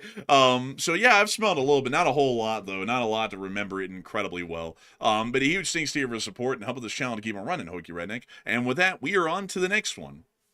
We also have a 50 from Con45, and thank you very much, Con, for that $50 support as well. And Con said Zaporizhzhia is collapsing quickly due to all logistics being destroyed, and only the USA can deliver eastern Ukraine to Putin before Crimea surrenders. A false flag is needed for the USA to come in and then help Putin, and they said they don't trust the admin. Well, it's a possibility, but it'd be pretty hard to swing that because almost everybody in the world would go against that that's in our sphere. And while we're actively working to undermine that whole sphere of influence side of things, we still need them to some extent, economically and whatnot, as just a baseline fact of life. So maybe, but I would doubt that to a decent degree because that'd just be very hard, if not impossible, to pull off without severe repercussions. So a huge thanks to you for support. I hope that has addressed that well. And with that, we're on to the next one. We also have a 50 from Old Warrior Fella, and a big shout out to Old Warrior as well for that generous support. He said the Mississippi River has fallen to 28% of average at Memphis due to Midwest drought. And take one from the chat. Yeah, we've been going through a drought out here in Utah. The answer is more data centers, everybody. And also more Legos. Lego my ego. Man, I gotta tell you, Get folks, your hands off my ego. This is the bloke trying to touch me on the ego right here. Oh. Get your hands off my ego! Man, I gotta tell y'all, folks, the data center stuff and the Lego stuff going on here in the state is something else. Really captivating national attention. And Matthew was just asking me this before the show. Why the hell is it that when we move somewhere, stuff like this always starts to go down? Like, back in Alabama, it was like craziness left and right. Now it's out here. That's very Utah, though. Like, they have a huge scandal, and the scandal is Legos. That is very Utah. That is, in Alabama, the saga would have been somebody's family just went out and did something horrible to somebody. In Utah, it's, damn it, those Legos. Those Legos, that's a huge trouble right there. But yeah, it's wild. That's like we moved out here to Salt Lake. Now the whole world revolves around Salt Lake City. It's in the news like every day. Man, I gotta say, it's crazy. Also, some people might know y'all are talking about the Lego stuff. I'm not gonna weigh in on a lot of the details because if any of it's untrue, I don't want to open us up to liability. But I will say, though, that I did watch the video from this one guy, though, and I have to say, folks, I never seen a police department move like the Chinese Communist Party until I saw what the American Fork Police Department's up to. I've never seen anything like that in my life, not even in Alabama. Like that was wild. So, I have to say, folks, I'll have to be avoiding that part of the Salt Lake metro area. I think I'll just be passing through on the front runner through there because Yeesh. But outside of that, that's a whole bunch of crazy stuff happening right now in Utah with a whole data center deal up in Box Elder County, and now you got the whole Lego thing going on down in American Fork. Something else, I gotta say. I mean, it's something. But anyways, I hope that addresses that the best we can, at least on the drought side of things out here. But that's pretty crazy. The Mississippi River is that low. Droughts are becoming a lot more common over most parts of the country, especially in the West Coast. I don't think the West Coast has had a good lick of rain, or at least its normal rainfalls on recorded weather tables for like the past 20 or 30 years or so. It's been pretty rough for the West Coast, and it's only getting rougher because, water resources keep getting consumed beyond replacement rate, and there's really no slowing of that. They declared a drought out here in Utah to try and conserve the water and whatnot, but I have seen quite a lot of people out here, folks, with their sprinkler system still on. Not that that's the main, consumption point. The main consumption point for water in most, drought-afflicted states out here is agriculture. which consumes the most water out of anything. I think residential and city use of water makes up something like 8% or less of the total water usage out here. Industry makes up another 8%, and then everything outside of that 16% is agriculture. So if they end up getting rid of the damn alfalfa farmers that are literally bleeding the entire West Coast dry of water, the water situation would actually be manageable. It'd be fine. Like, it wouldn't be a drought to the point that the Salt Lake is going to dry up into nothingness. The whole place is going to be without water if they just get a control on the agricultural water usage for alfalfa farming. But nobody does that. Nobody in Arizona, nobody in Utah, nobody anywhere. And it's really dumb, because you'd think that they'd want to manage that resource, because the alfalfa farmers make up less than 1% of the state's GDP, yet they make up about 76% of the water consumption, which clearly isn't adding up. It's like, if they're going to consume all of the water in the state just to produce less than 1% of the state's GDP and destroy the rest of the economy as a result, what kind of economic and political sense does that make? Like, it doesn't make any. So I completely missed the point as to why that's allowed. And also, I just saw someone say alfalfa is important. Yeah, for the Chinese, all the stuff is grown and shipped to China. We don't even, America doesn't even eat this much alfalfa. It's literally all made just to ship it straight to China. And honestly, I don't really think the Chinese need alfalfa that much for us to be water deprived out here. So I would say put some restrictions on it. I would honestly pass a state law to ban alfalfa farming, because if it's that devastating to the water tables out here, we shouldn't be allowing it. They should be growing some other form of a crop. But anyways, Wasn't that a cartoon like Alfalfa or something like that? There was like that alien or something like that was like the comedy. Like, you remember that cartoon Alfalfa? yeah, I think so. Yeah, I'm not sure if it was called Alfalfa. It was called something though. It sounded like that. I can't remember the name off top of my head. It was like that, alien creature that was like trying to be funny and stuff like that. And like, I can't remember the name. Like, maybe somebody can tell me. It's a really old one. Like, it's like a sitcom type deal. It's on TV. I'm trying to think, but Alf. Alf. Oh, It's Alf, not yeah. Alfalfa. It's Alf. It was just the first three letters, Alf. That's what it was right there. Yeah, I remember that one. I watched like a couple episodes of that right there, but not a whole lot. Man, honestly, I also saw, I see some people getting angry about the whole alfalfa farming thing. "Oh, you're so stupid. Why are you attacking the alfalfa farmers?" Well, if your crop is literally draining the water of the whole damn state beyond the rate it can replace it, then clearly that's the problem. Like, that's just common sense. Like, I think that's the problem with the political world, is like, I got a lot of respect for farmers, but when you prop up a farm in like the Mojave and you're like literally using all of the water beyond the point it can be replaced to keep your stupid farm running in the middle of the Mojave, maybe that's dumb. Like, maybe these farms need to be in places like the Southeast or somewhere on the East Coast where there's plenty of water, just naturally because of the environment, instead of, opening up a farm in the middle of the freaking desert and then making that everyone else's problem. Like, that's kind of like my common sense sort of approach, is that if the crop can't grow there, generally without a significant amount of resources beyond what nature can provide in the area, then it's pretty stupid to grow that here. That's just my 2 cents. Seems common sense to me, but maybe not farming in the desert is a hard concept for some to comprehend. Like, kind of like building a golf course in Las Vegas in the middle of the desert that requires tons of water in the middle of a desert. That's also pretty stupid. But anyways, with that, I hope that does address that well. And we are on to the next. Well, actually, we're going to get one from the chat on our old warrior fella. And the one from the chat for old warrior fella is going to go to none other than Perspicacious, who said, "What does Putin stand to gain from a protracted war?" Not really a lot. That's really why this has been not really going to Putin's intention, is because the war was never supposed to be protracted. It was supposed to be quick and easy, and then 4 years later it wasn't. So I would have to say they don't really gain much of anything, and they're just trying to complete what they were supposed to have completed in less than a week 4 years ago. So a big thanks to you for support and help this channel to keep it running, and I hope that does address that well. And also, Oh man, I gotta get it. I gotta get this one. Someone said, "How do you feed the cows? Not with Utah alfalfa." Like what you're saying. Like this is what's not making sense here, and I think this is not what's clicking.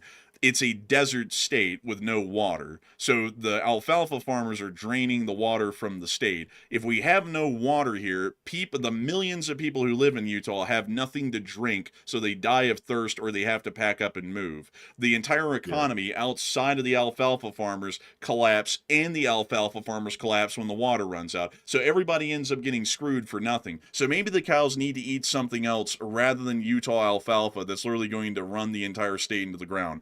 Maybe that's a concept, because it doesn't really make Yeah. sense to me to feed the cows for the next 3 years while everyone in Utah gets screwed over for no reason. But anyways, we're on to the next In the one. mean in the meantime, I saw North Star in the live chat. He said you brought it up the other day, Matt, about this whole thing right here. The Russian media monitor put up a video of Dugan explaining his dolls that he had on the wall. I don't know if La people boo saw boo. that, but I saw Alexander Dugan. He was in a Russian video that they put out the other day, and I'm not sure if I think they were standing in his house. I think he had like a wall like with like these like display boxes with like those Labubu like dolls in them or something. I think he has like a Labubu collection. Those little like demonic looking like fabric doll things, like those voodoo looking doll things. He was standing next to a wall. I'm not sure where else he would have been that they would have been other than his house. But let me see if I can go grab that real quick. It was kind of weird. Like I'm like, what the hell is this guy doing with a Labubu collection? Let me see Man, here. Blood's talking about the Russian race is fighting for its survival. We must see to it that everyone else is exterminated. Meanwhile, he turns around and goes, "La boo boo." Bro, it's like that's so stupid looking, man. Like this guy Yeah. is basically like the modern version of Karl Marx or Hitler, and he's like got a Labubu collection. It's weird. Go look at this video real quick. I just reposted it right here. He was apparently talking about Russian or rationing Russian internet access for good behavior, which is crazy, by the way. But look at the wall back there. I mean, there's the Labubus back there on the wall. Like, you'll see him in a second. Here's the crazy Dugan. But there, yeah, look at that. There's like a pink wall. Look at the wall. It's like got pink fluffy fabric all over it. What's this? A psych ward? Bro, he's in the padded room. Like he's Bro, he's in a psych ward, bro. It's like literally the padded room they talk about throwing people in when they've lost their shit. bro, bro built himself a padded room in his own house for a Labubu collection. What the hell's up with Labubus anyways? What's the craze with these things? I don't know. There's like I thought there was something like demonic or something with it or something like that. They kind of like got sharp teeth and stuff like that. I'm like, I don't know what's up with this thing, but apparently he's a fan of the thing. Apparently, he built a whole like padded room in his house and put like Labubus on the wall. Like this dude's a whack, by the way. This dude's like crazy as hell. Like you can tell by his look, he wants to be the modern day Rasputin. And also, by the way, he apparently doesn't know how to read Twitter because he responded to me on Twitter about 2 weeks ago and apparently thought I was on his side. Which obviously, if he knows anything about the show, I'm definitely not on his side. This dude's Bro, off his I rocker. remember that, man. You were like, man, the Russians suck, and then he responded, thanks. It's like, bro, you don't get it. We don't like you. Like it's like, man, it's like, Yeah, he clearly didn't do his homework. That's for sure. man, at some point, man, we might have come up in a meeting with Putin. Dugan might have been talking about, we must defend the Russian race from these wicked mongrels. I was actually listening to this Twitter account, the Enforcer, and they seem to agree. It's like, bro, you do not have media literacy if you think we agree with the Russian position. It's like that is insane. But also, I pulled up the Labubu, and the Labubu, Chinese. I cannot pronounce that, but in Pinyin, it's Labubu, is a line of collectible plush toys created by the Hong Kong illustrator Kassing Lung. The series features zoomorphic elves with exaggerated facial expressions, of which the central figure is the Labubu, a monster with sharp teeth, large ears, and a scruffy appearance. Pictured here. Huh? Yeah, they look kind of whack. I'm not gonna lie, folks. These things look like they'd be like the things that you see when you drink too much Walmart melatonin, like to go to sleep at night. That's what you see in your dreams. Like, I don't really like them, really. Yeah, I don't like them either. They look like some kind of demon creatures. Man, let's see. What varieties do they have? Dang, Some dude, might be they got a popular million enough. of them. I don't know if those are the real deal. Like apparently there's like a whole deal about authenticity of these things too. Like they have to be legitimate. That's stupid, honestly. I like that. Let's see. Wait a minute. Psychological concerns. What's those? Russia proposed banning them, and they cited its terrifying appearance and its potential negative influence on children's mental health. Damn, Russian children must be weak as hell. I mean, if that's causing them that many problems, alongside the lack of Wait a Russian. minute. So the Russians are trying to ban the Labubu doll, they're trying to keep the kids in psychological good shape, but yet they're sending the kids off to die in the war. And also, they're teaching them how to strip down an AK in school. It's like that kind of seems a little bit odd, you know. I think the Russians need to go see the psych ward. They're out of their mind. Also, apparently, it lacks Russian language on the packaging, so that's a reason to ban them. That's kind of stupid, you know. Like you know, this is what happens, folks, when you get countries that like get too far into like that whole like hyper nationalist thing. Is like they're like, it doesn't have Russian language enough on the box, ban it. It's like that's stupid as shit. Like a dumb reason to ban it. I think it ought to be banned because it's just stupid. But you know, also if you want to buy one as a free country, you can. And wait a minute. The Kurds seized 4,000 of them and imposed a ban, alleging that the toy could influence children's behavior and attract demonic spirits. Damn. Honestly, it must be something to it. Because why would all these different people be trying to ban it like that? Like even for the Russians to try to ban something, that's kind of wild. It kind of has that look to it. Like I'm not really sure what the story is behind those things right there, but they kind of look a little wacko. Bruh, the Pakistani actress Mishi Khan apparently voiced concern, warning that the dolls may attract the jinn, which are like these ghost demon things. Oh my god, bro! Honestly, man, people have been going overboard with this stuff. But Pakistanis, well, hell, I mean, they got a lot of concerns that attract the jinn going on automatically. It's like there's constantly, bullcrap going on in Pakistan. Shit, there's plenty of ghouls in Pakistan. You don't need the jinn to find them. But beyond that, also, apparently, Labubu is sold using a blind box model, which has been criticized for encouraging overconsumption and emotional dependency through artificial scarcity. Critics argue that this approach leads to obsessive collecting, financial exploitation, and the promotion of materialist values. Who the hell is complaining this? The Chinese Communist Party? Yes, that sounds like some commie talk right there. That's a business strategy, people. Limited supply, limited edition. They're trying to outlaw it. The popularity of Labubu led to widespread counterfeiting. Imitation dolls, often called La Fufu, have been sold globally, prompting legal action by Pop Mart, including a lawsuit against 7-Eleven in California for selling counterfeits. Allegedly, yeah. Anybody can write the stuff. Generally, fake Labubus have invalid, blurry QR codes on the box and lack Pop Mart branding. Additionally, many fake Labubus have more than 9 teeth. Damn, dude, this is some, like, rivet counter type shit from the railroading world. This is not a real Labubu. It has 10 teeth, not 9, therefore fake. It's like, dang, dude. Oh, man, this Labubu stuff is nuts. But anyways, with that, folks, it is time for us to move on from the weird Dugan padded room with the Labubus in it. And also, apparently, I guess Dugan wasn't the guy wanting to ban the Labubus. He's got a padded room filled with them. So, that's weird. Anyways, we're on to the next one. We also have a 20 from Muddy Paws once again, and thank you for that $20 support. We do appreciate that. They said, off topic, but I know you guys love explosions. The Blue Origin was absolutely crazy. Yeah. And honestly, that was insane. I saw some more videos that unfortunately we really can't show. I'm also, by the way, thankfully, that was a good call the other night that we said we can't show that stuff on the air. The dude who filmed the thing exploding was going around causing hell with people. So I'm glad we didn't show that on the air because there's a thing called fair use. You can comment on footage like that, but some people don't understand that and they'll still try to come after you anyway, which is not permissible, but you can't prevent people from doing whatever they want to do. So thankfully we didn't show it on the air. So that was a wild explosion. Like I saw several different angles of it. It was massive. Hey, dude, it was unbelievable. Also, by the way, folks, it's kind of crazy. In America, I don't know what it is, but people want to go to war and basically kill over copyright, even when it is fair use. So we can't really show a lot from the United States because, literally, someone just straight out of, their house could film something, and within the hour, some major, multi-billion-dollar corporation owns the rights, and they're going around suing everybody for ever using it. So we're lucky we didn't show it. But outside of that, though, the explosion was unreal. I mean, it was like a nuclear bomb went off at Cape Canaveral.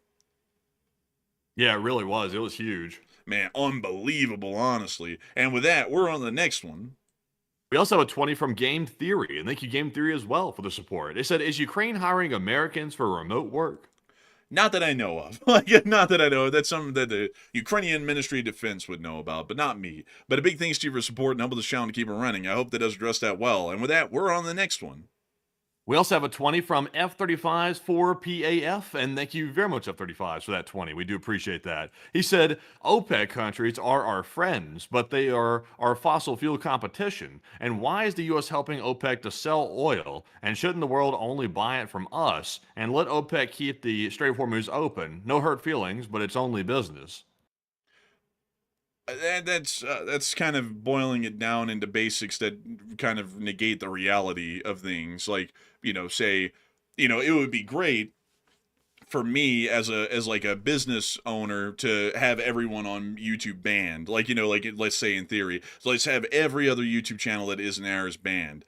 But in reality, that doesn't do any good, because the reality of it is that YouTube is a thriving platform because there's a variety of things that people can go and watch. So, in that kind of an environment, if you literally just forcibly delete competition, you can end up screwing yourself over. I mean, that's seen in a myriad of ways. Like, competition is a very good thing in every environment and not a bad thing at all. And also on top of that, that's kind of ignoring the global supply chain issue that we need 100 million barrels of oil a day globally. Right now, we're only getting 70, and there's no way to fix that gap, meaning that prices are going to skyrocket and there's not going to be enough oil for everybody in the world to work off of every day. So it sounds good when you only analyze it from that perspective, but in almost every other perspective outside of that one, it's a pretty bad outcome. And if you don't believe me, I mean, you're already paying higher prices at the pump, so clearly this isn't good for anyone.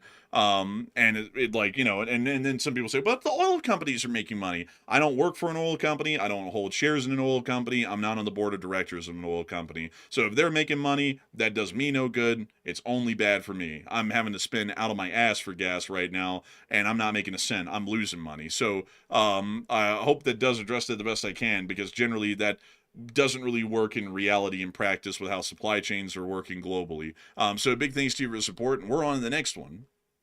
We also have a 20 from Opie from Florida, and thank you very much, Opie, as well, for the 20. He said, hey, and getting here late, enforcers, but seeing Romania not on fire yesterday, do you think the EU and NATO countries see the danger of mass saturation drones in the sky and lack of shipments from the U.S. are trying to conserve their SAM defenses? I would say not. I'd say that's generally just more so the weakness of the governments over there. I mean, I don't know if y'all heard it, but Naroki in Poland went like full like idiot today on the Ukrainians over nothing, basically, which was something. So I guess he's going to be the new Orban of Europe, and now they're in Poland.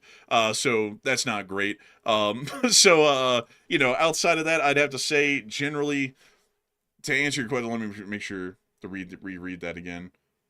I would generally have to say that, in my honest opinion, I don't really think that that's the legitimate reason as to why they're holding off on shooting down these drones. I think that it's more so that they're scared to react in any way and escalate the situation. So big thanks to you for your support. I hope that does address that well. And with that, we're on to the next one. We also have a 20 from TGTV Tank Mode, and thank you very much, TG, for the 20 as well. He said, idea, Israel could use F-35Is to suppress the Strait Island defenses, UH-60 Blackhawks to insert troops, and while the U.S. uses the MH-53E Sea Dragons for mine clearing and the MH-60R Seahawks against the Iranian small boats. That would definitely be a usable approach, like certainly a good start and a basic building blocks to that kind of an operation. So I'd say that's a pretty decent idea. And I got to thank you so much for the support and helping this channel to keep on running. And with that, we're on the next one. We also have a 10 from Lemon Geyser, and thank you, Lemon, as well. He said, the U.S. claims that they hold all the cards against Iran, yet when it seems like they finally take steps to force open the strait, they go and play the Uno reverse card. It just seems that way. In reality, if we're all being completely honest here, blocking out all the fake headlines and the fake reporting that these quote-unquote journalists keep putting out there, the reality of the situation is, ever since the ceasefire went into effect, there's been zero progress, at least meaningful progress, between talks between Iran and the United States. Iran has been stalling because they don't want the war to restart because they don't want to get hit again, but they're not going to give up anything meaningful to actually make the situation resolve resolve itself. So outside of the headlines, nothing has changed. It's just all manufactured chaos, and that's where we really stand. It's the same way it was a month ago. But Enforcer, what say you? I would have to say that I would generally agree with that assessment. I don't really have much to add, unfortunately. But a big thanks to you for the support and helping this channel to keep on running. And with that, we're on to the next one. We also have a 10 from Grand Moff Clubby, and thank you for that 10, by the way. They said, any update about the attack on Romania? And also, I saw something about Estonia threatening Russia, and what's your thoughts on that? LTLSA, and long live the Empire. And long live the Lee Spring Army. And generally, the Romanian situation has gone cold. They've basically done nothing beyond their original statements and declaring the consulate in, Kastana persona non grata. They haven't really moved much further than that. So generally, the whole situation has gone cold and it's dropped dead for the larger part. So a big thanks to you for your support. I hope that has addressed that well. And with that, we're on the next one. We've also got a 10 from Neil Vizanon. Thank you, Neil, as well, for the 10. He said, if Russia typically sells 5% of their oil products internationally, does that mean realistically that there had a 30% oil deficit because they kept trying to sell oil to keep funding the war? Do you understand what the question is trying to ask, Matthew? Because for some reason, this one, it's not clicking for me. Let's see here. He said Russia typically sells 5% international. So does that mean that they had a 30% oil deficit because they kept trying to sell oil? So I think he's saying here that Russia's domestic consumption was affected because they tried to sell more oil than they really had to sell internationally because they were trying to fund the war. So essentially they were sacrificing the domestic supply just to sell it and make money internationally. Oh, generally from what we know, that wouldn't be the case. Russia is mostly stockpiling oil inside of Russia. That's one thing that they're certainly not going to be running out of anytime soon. And also, Ukraine really hasn't been able to attack any of Russia's oil production capabilities. They've been able to attack oil storage depots, but not the actual rigs and pumps that bring it up out of the ground every day. So generally, there isn't a deficit there, but there is a deficit in refining capacity and also a deficit in shipment capabilities in every sense. So a big thanks to your support. I hope that does address that well. And with that, we're on to the next one. We also have a 10 from JMO. He said, great show, and take one from the chat. And I can't ask because my TDS is too serious. Oh, I'm sorry to hear that. Have you had that checked out? Oh, man. These days, folks, if you have TDS, you got to go to the vet. You got to get dewormed. Man, you're not going to the doctor. We're taking you to the vet. Man, honestly, man. Nowadays, folks, I remember back when that phrase first started, it was like people who like legitimately had like a burning hatred for the president. Now TDS is thrown at anybody if they even just say something along the lines of, I think he could do like a little better. You know, like even that. Oh, TDS! Like it's become like a knee-jerk thing for those folks. Really, really kind of sad, honestly. Because, you know, it literally just deletes any kind of legitimate conversation because they just go to panicking or TDS or something. It's kind of like how like the last administration had their own catchphrases and their own things that they would throw at us, which was basically just yelling MAGA at the top of their lungs whenever we'd say that the last president wasn't doing too well. But anyways, I can't handle these grown ass men out here talking about TDS. It's like, I thought you worked 10 hours at the ball crushing factory. What you out here doing, slinging around like high school phrases, like little catchphrases? And also like, panicking. Aren't you a little bit too old for that? It's like kind of grow up and kind of act your age. Like, what's this? I'm like, what is this junk? Because the president says something that's immature. It's like it's okay to go around and repeat something immature. It's like it's lame. It's like a dismissal statement. It's like instead of saying someone has TDS. It's fine if you don't agree with what the other person is saying, but at least have an intelligent conversation or at least disagree intelligently instead of just slinging around some high school catchphrase. Man, or it's I'm not a panicking. It's like, Jesus. It's like, or like people that's stupid these days, that these stupid little phrases are the only thing they can like utter out. Like, to be honest, folks, a lot of the people who say those phrases, they don't like. I think if you knocked on their head, it'd be hollow because they don't think a whole bunch. Really, like whenever you talk to anyone on the far left or the right, that just throws out shit. Like when they don't hear something, they go. Like they don't like something, they just yell MAGA or TDS or something. Like you actually ask them, like, okay, well, what's the problem? And the problem is they don't even know what the problem is, and they don't even know if you're right or wrong. They just know that you're disagreeing with whatever the hell they've decided to die on the hill for, and they just get angry about it, and they don't even know why. I saw the first time I saw panicking written down in text, I could have sworn it said panition. I was for the life of me, I was like trying to figure out what the hell a penition was. I was like, I was waiting to hear somebody use it in a sentence or something. I was like, a penition. I'm like, what does this mean? I was like, I legit thought it was penition, and then I finally heard somebody say panikin. I was like, a panikin. I was like, what the hell is a panikin? And then I saw it written out on a headline. I was like, oh, that's a penition. These silly terms. I don't even think that's a real word. No, it's not. They just made it up. Like they just made it up straight up. Also, someone said it's like grown adults who say "bro on God." I say "bro," like "bro's" kind of like just a thing of our generation. But the "on God" for real stuff, I only say that as like a parody. Like when I do it because I find it stupid. So like when me and Matthew are just kidding around off air, we'll be like "bro on God" for real, bussin', because it's just ridiculous. Like anyone who speaks, it's like they got to grow up, really. Like that's what I think. And then someone said, "Yeah, they throw around the woke one." Yeah, the woke one was the original one. That was the original one that they had. And then the left, from the prior years, because we've dealt with it all, folks. I mean, we've criticized everybody, so we've had everybody hate us. The left would just call you flat up like a Nazi or a MAGA or something. Like they would just get down to the business of it and just call you whatever the hell they didn't like. But then the right's got all of these like creative like grade school terms for it instead of just like calling you straight up like Hitler or something. They like want to call you a panikin or a TDS or something. But it's all dumb. Like it's just ridiculous. And it's very disingenuous because they don't even know what they're saying that for. Like if you ever pressed them on it and asked them, well, why is that? They don't even know. Like, and that's honestly like the dumbest thing about it is that they have no clue why they're even unhappy or angry about what you're saying because they don't know if it's true or not because they don't think hard enough. But anyways, it is time for us to get a one from the chat in honor of JMO. So what do we got, Matthew? So this one goes to Fadon, who said, any updates that attempted hijacking last night? We really didn't get any updates on that actually today. Do you have any, Matthew? No updates that I could see. If they put them out, they were keeping them really quiet because I didn't see them in headlines anywhere. I'll be honest, I didn't do a whole bunch of research into it, but I didn't see anything major popping up, if that's the question. Yeah, I didn't see anything about it either today. It just looked like it was a little hijacking attempt. They landed, put him in jail, probably brought him somewhere, to get ready to, have his hearing or, have his bail set or whatnot, if he even has a bail. I didn't really hear much more about it, though. But a big thanks to you for support and helping this channel to keep it running. And with that, we're on the next one. We also have a 20 from Carbonize, and thank you, Carbonize, for that $20 support. And he said, Polish President Nawrocki crashed out since Ukraine just named a unit after the UPA, a Ukrainian insurgent army, who carried out large de-lifing on 100,000 Poles during World War II. Otherwise, he is supportive of Ukraine and LLT, LSA. I heard about that controversy. I really didn't know much about why he was freaking out so bad about that, but apparently that caused a rift. So the easiest thing to do would be for Ukraine simply to rename that unit, if that's what they actually named it, just to keep things civil. Hopefully Ukraine doesn't make a big deal about that, because if it's you don't want to lose Poland on your side over a name. But Enforcer, what say you? One second, I want to go check something. Let's see.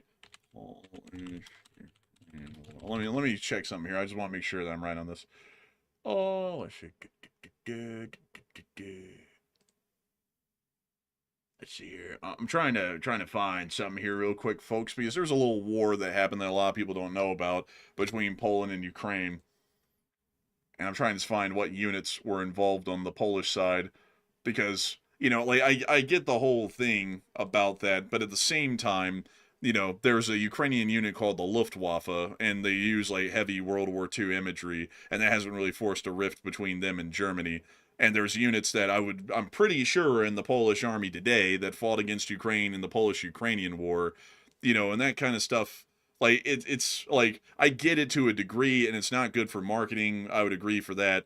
But at the same time, basically, going up in arms today, crashing out, and then basically saying that the whole thing's going to end between Poland and Ukraine over that is kind of blowing it well out of proportion, when it could just be a letter sent to Ukraine of, we don't really like that, on a much lower note than blasting it over Twitter, and going, like you could have just sent a letter to Ukraine and said, that's not really a good thing. They conducted a genocide against our people. We wouldn't really like that to be a unit name. Could you change that? Because it's going to kind of make us unhappy, instead of just... the Poles are. The Poles are very nationalist, and the Poles are aggressive, but also at the same time that works in Ukraine's favor because the Poles are aggressive and they like to support Ukraine a lot because they believe in supporting their fight for freedom against Russia. So it works in their favor that way. But on the other hand, the Poles are a little bit feisty, like on stuff like this. So it would be easier, like regardless of what the truth is about it, just change the name if Poland's asking for it, because Poland's done a hell of a lot for Ukraine, and the least Ukraine could do is just change the name. I mean, it's not that big of a deal. Yeah, I mean, it's not a big deal, but putting it on blast and making this big of a deal out of it, it's like it doesn't require this big of a thing, which is kind of why I'm like, this is an insane crash out. Because there's U.S. units here in America, that ended up conducting some things and say, Japan and Korea and Vietnam. And you don't really see, Japan and South Korea and Vietnam making whole giant deals about that unit still having the same name as the one that did something in their country and whatnot, because that's kind of blowing everything out of proportion. And on top of that, it's like, they're willing to blow the whole Ukrainian-Polish relation over this name just off of the bat without, having an escalatory step to it. In the meantime, the Russians, which have killed millions of Poles, well more than Ukraine ever did in any historical iteration, is the enemy knocking at Poland's door that Ukraine is defending them from. So, it's like, out of that whole deal, you really don't want to blow that out of proportion, because if Ukraine isn't fighting the Russians, it's going to be the Polish fighting the Russians. And for Poland, as a national position, it's a lot better for Ukraine to fight Russia than them. Like, that's what I think. That's why I think the whole thing is kind of getting overblown, and it could have been dealt with on a more low-key level in quieter channels instead of blasting it to the public and crashing out publicly. Yeah, maybe so. But that's my 2 cents on it. I know it's like, not a lot of people don't like the tough historical times like that. That wasn't a good time at all. But still, it's been a while ago, and also the Ukrainians are doing some important fighting against the Russians, so the Polish would have to do otherwise. So playing it a little bit more low key would probably be better. But a big thanks to you for support and sharing that with us. And with that, we're on the next one. We also have a 10 from Otani Sanji, and thank you, Otani, for the 10. They said, great coverage, and the Russian LMTVs and the teapot blowing up, LOL, and the porthole is meant to be able to mount a machine gun up there and have a gunner at the same time. Often not used, but probably should. Yeah, that's actually true. Like, I didn't mention that, but that is actually the reason why they have those little hatches on the top of the cabs. But it's an interesting thing, I'd have to say, that they don't really equip machine guns up there anymore, but they still build them with the hatch option in the cabs. Even the modern ones have that for the most part. But a huge thanks to you for support and help with this channel to keep it running. And with that, we're on the next one. We also have a 10 from Game Theory, who said, did you watch the Tucker interview? The fellow trying to build the data center out in Utah couldn't name a single new job that they would create, just jobs they would eliminate. Why is Utah giving tax breaks for that? Hell if I know. Like, I'm not sure if anybody knows why that is. But also, that guy, I don't like him. Like, what's crazy about that fellow there, Kevin O'Leary, is he actually created his whole brand about kind of being an asshole a little bit. That was his whole brand. And honestly, it was kind of catchy, like, on Shark Tank and stuff like that. But the problem is, though, it sort of bled over into his real life.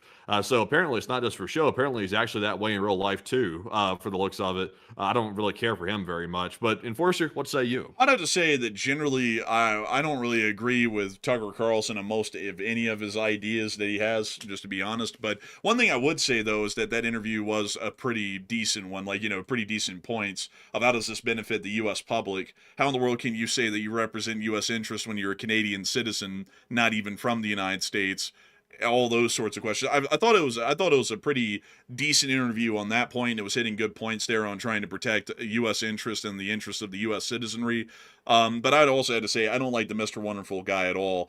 Like, the modern day is a very materialist sort of an age, much more compared to any other. That's one thing that is different historically that we haven't really seen much in the past. And the idea of being so greedy that you're willing to screw over other people and your fellow countrymen, and that's a good thing, although O'Leary isn't even American, he's a Canadian.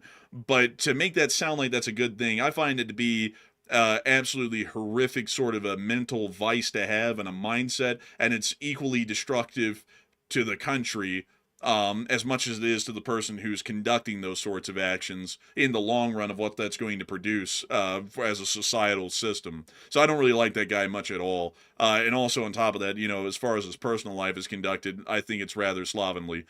So I'd have to say a big thanks to you for support. I hope that does address that well, at least in my 2 cents. And with that, we're on the next one.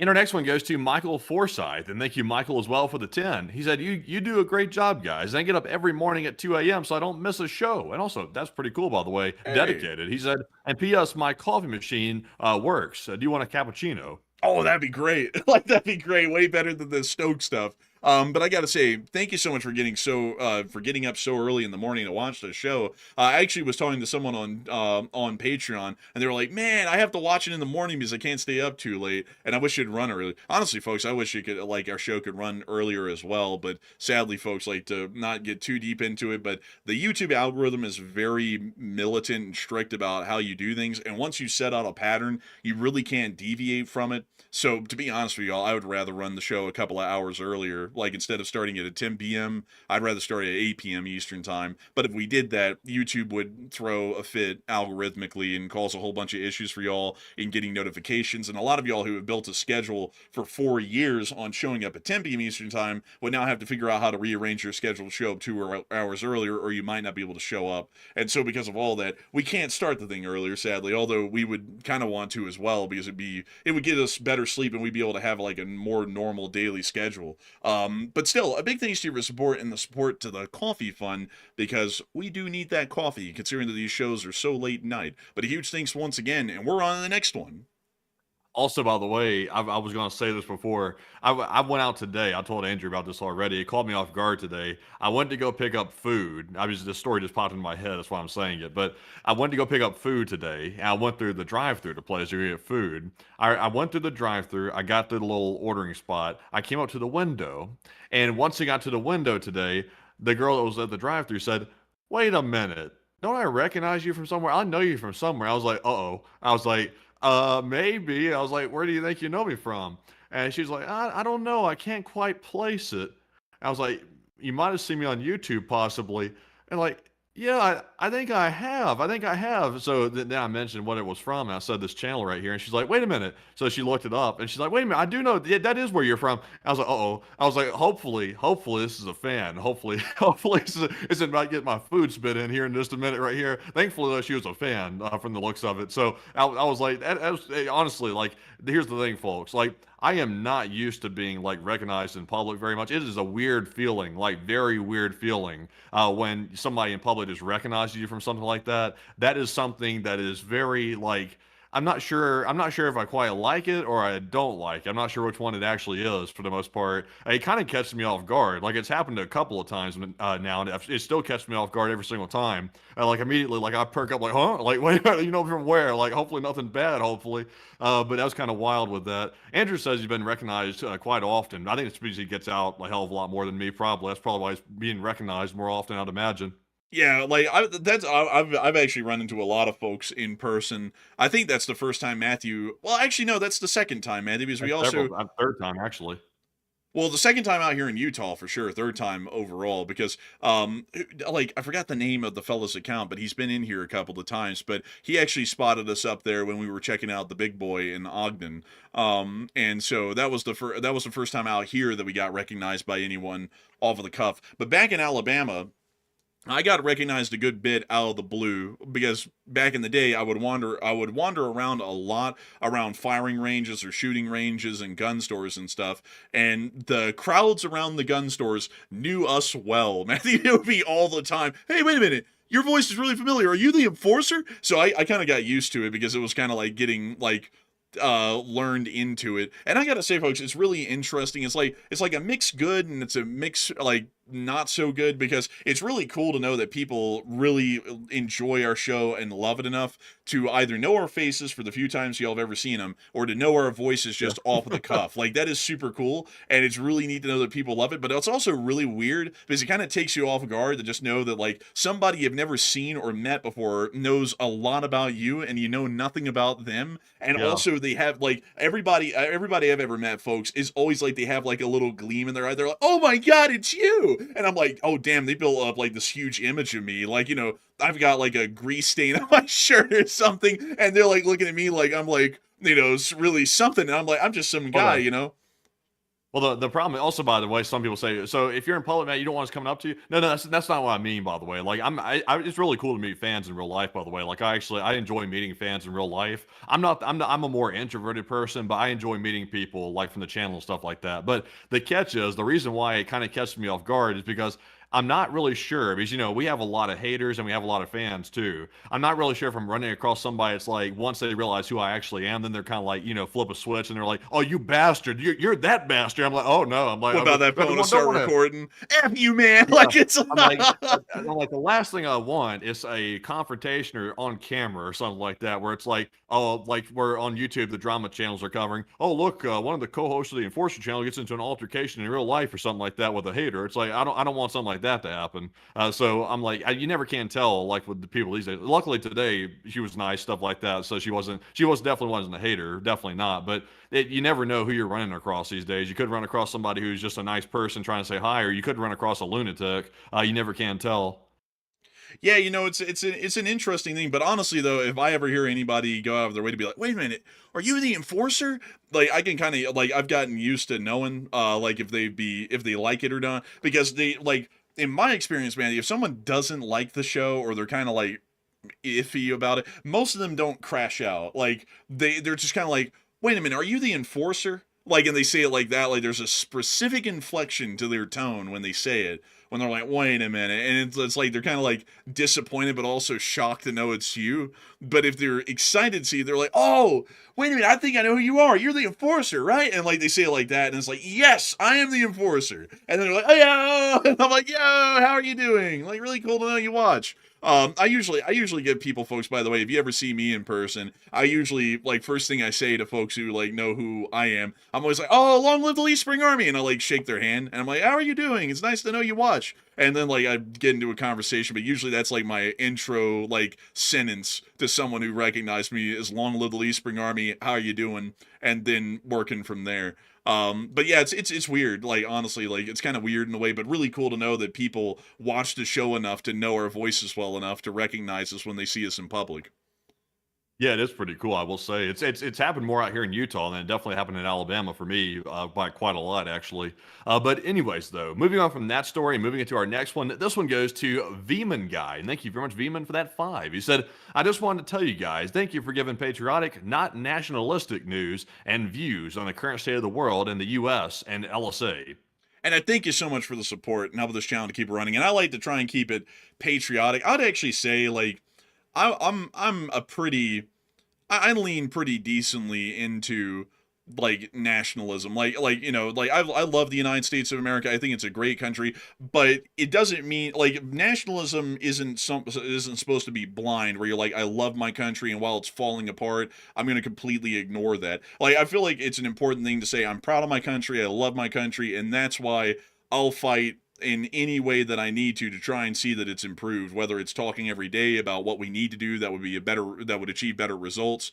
That's what I think of as patriotism, or some people call that nationalism, because I'm a proud person to be an American. I wouldn't live anywhere else. Even if I was paid $5 million to go live in a place like Britain or Japan, I'd say no, because I'm proud of the United States and I wouldn't rather be anywhere else. But I've got to say, I thank you so much for enjoying our news coverage, because it always takes a pro-American and pro-Western sort of a perspective, and from that we always demand better. And I thank you so much for enjoying the kind of approach that we take here on air. So a huge thanks to you for support. I hope that does address that incredibly well. And with that, we're on the next one. And we also have another 5 from Veman Guy. He said, crazy that the guy, well, sadly, I can't read the first part. He said, but we've been in a recession for a long time. And we kind of have, like, I'll be honest, like, the whole post-COVID world has never really recovered from the damage economically that COVID made in a lot of ways. Like, pre-COVID, the pre-COVID economics were pretty decent, like, not bad at all. We had generally rebounded from the recession of '08, and things were fine. Post-COVID, however, things have never really rebounded from there. And I wish that it would, but yeah, I think that's going to take some economic prowess that the current two folks have not had. But a big thanks to your support and helping this channel to keep running, and I hope that does address that well. And with that, we're on the next one. We also have a 5 from Game Theory, who said, like you said, a country going to shit. We said that, but We never he said that. he said, "Would you consider splitting the show into two, domestic then foreign?" No, no, no.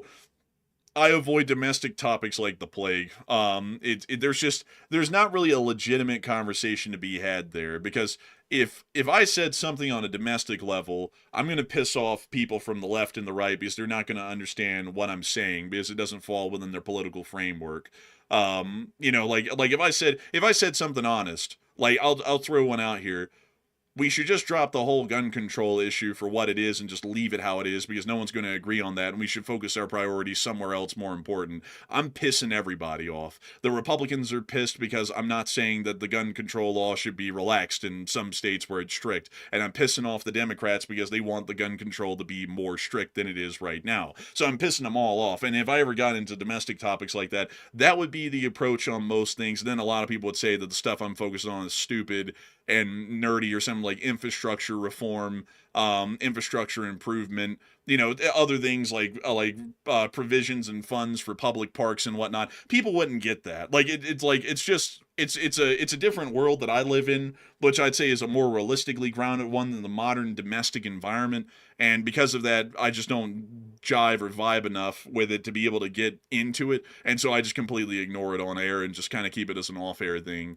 But a big thanks to you for support and helping this channel to keep it running, and I hope that does address that well. And with that, we're on to the next one. And we also have a 5 from Antonio. He said, "Any news on Israel and Lebanon and upcoming hits on Beirut? And thanks for the hard work." And thank you so much for the support. Now this channel to keep it running. Oh, we actually did cover that news earlier on during the show. It generally was a minimal amount of news. There were some rocket attacks in northern Israel from Hezbollah, and Hezbollah also bushwhacked a armored column today in southern Lebanon as well. So Bushwhack. yeah, I mean they did. I mean, like, that's legitimately what they did. Hold on a second. Let's see here. Let me pull something up. Let's see here. Oh, it's also a movie. Let's see here.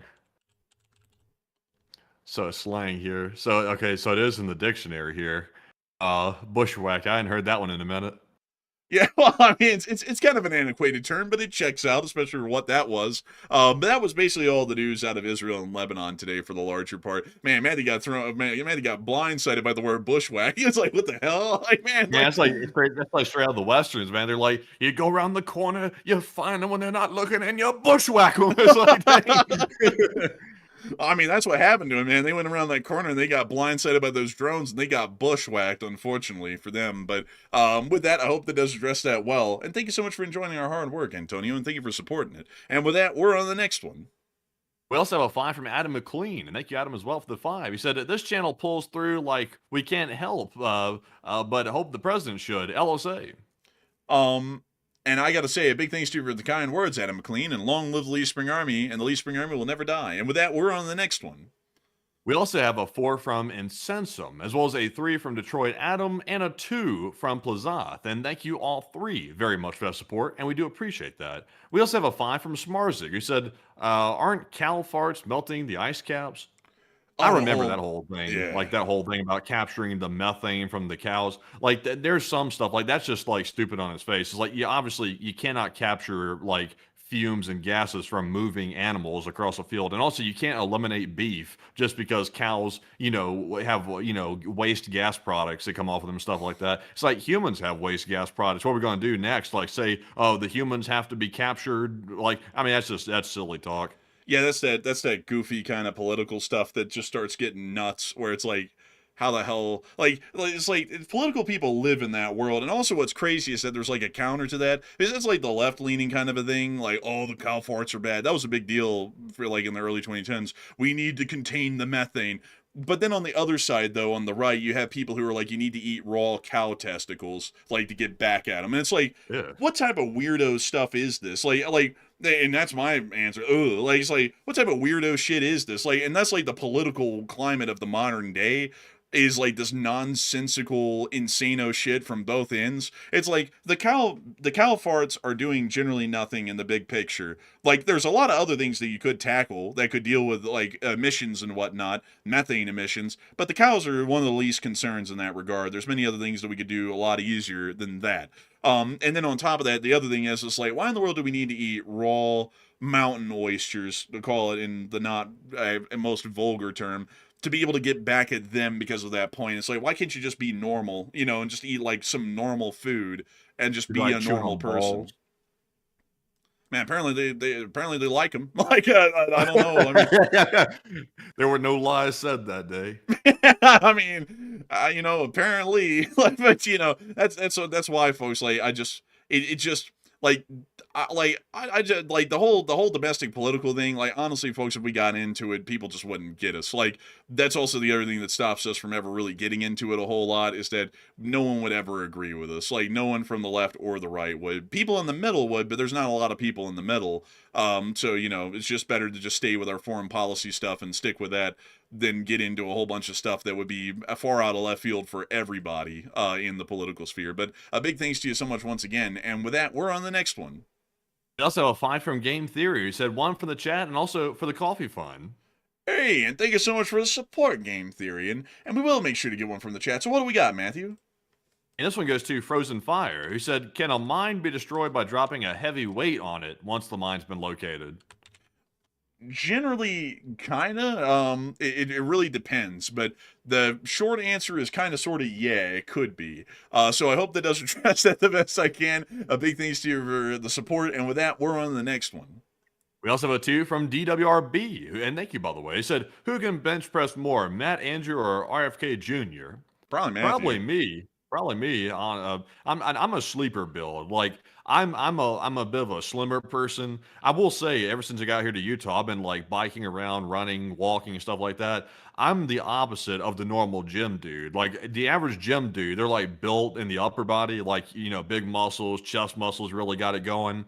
I'm the opposite. I'm not like malnutrition or something, but I did not skip leg day. Like I focused completely on leg day and did not focus on the upper body for the most part, which is kind of the opposite of what most people do. So I can outrun a gazelle at this point right now. I could outrun that gazelle that took out that North Korean bus. But Enforcer, what say you? I'd have to say, well, I think we already answered. Like, well, clearly Matthew is hands down better than me. I'm a wimp. I don't like. I back in the day, like when we were growing up, I think I was the stronger one. But like honestly, folks, I am definitely not anymore. I hardly do anything physical. Well, I've done some stuff physical, like the hiking stuff. Like my legs have gotten very muscular since I've gotten out here. Like when I got out here, my leg muscles were flabby. Now they're solid. So that's definitely a difference. And also a lot of the fat has been shaved off of the legs down there. But outside of that, I'm definitely not as in shape as Matthew. I mean, if y'all have seen me in the cameras, the few times that we've been on camera, I'm a bit beefier, to say the least. Like that one, folks. When they said the big boy was coming into town, I was just driving into downtown. That's all. Like it was the Union Pacific event. It was me. But anyways, a big thanks to you for your support. I hope that does address that well. And with that, we're on the next one. We also have a 5 from Slinger, and thank you, Slinger, as well for that support. Excuse me. He said, can only imagine a convo between the president and RFK about cow farts and effects on Americans' health. Haha. Thank you, and LSA.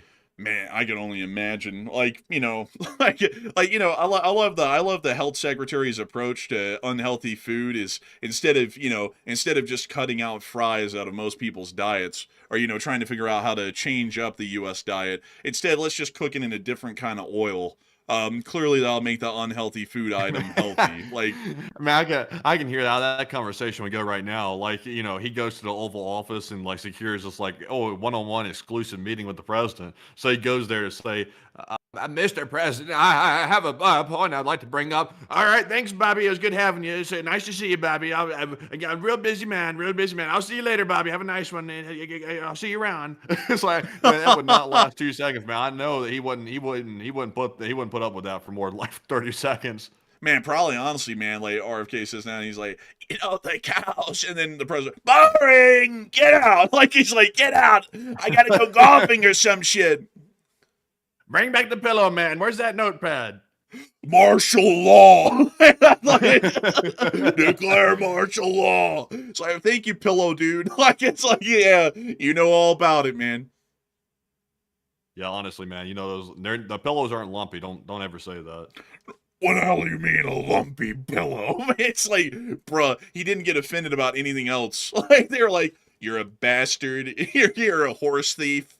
Your pillows are, how dare you about my pillows? It's like everything else, no response. That he just went off. Yeah, really, man. I'll tell you, don't ever say the pillow's lumpy. That's like a trigger word. Honestly. But still, a big thanks to your support. I hope that does address that well. And we are on to the next one. We also have a 2 from none other than David Ford, and thank you, David, as well. He said that funeral services are doing well in Russia, for one. That's a good business to be in Russia, the undertakers, or, the funeral home.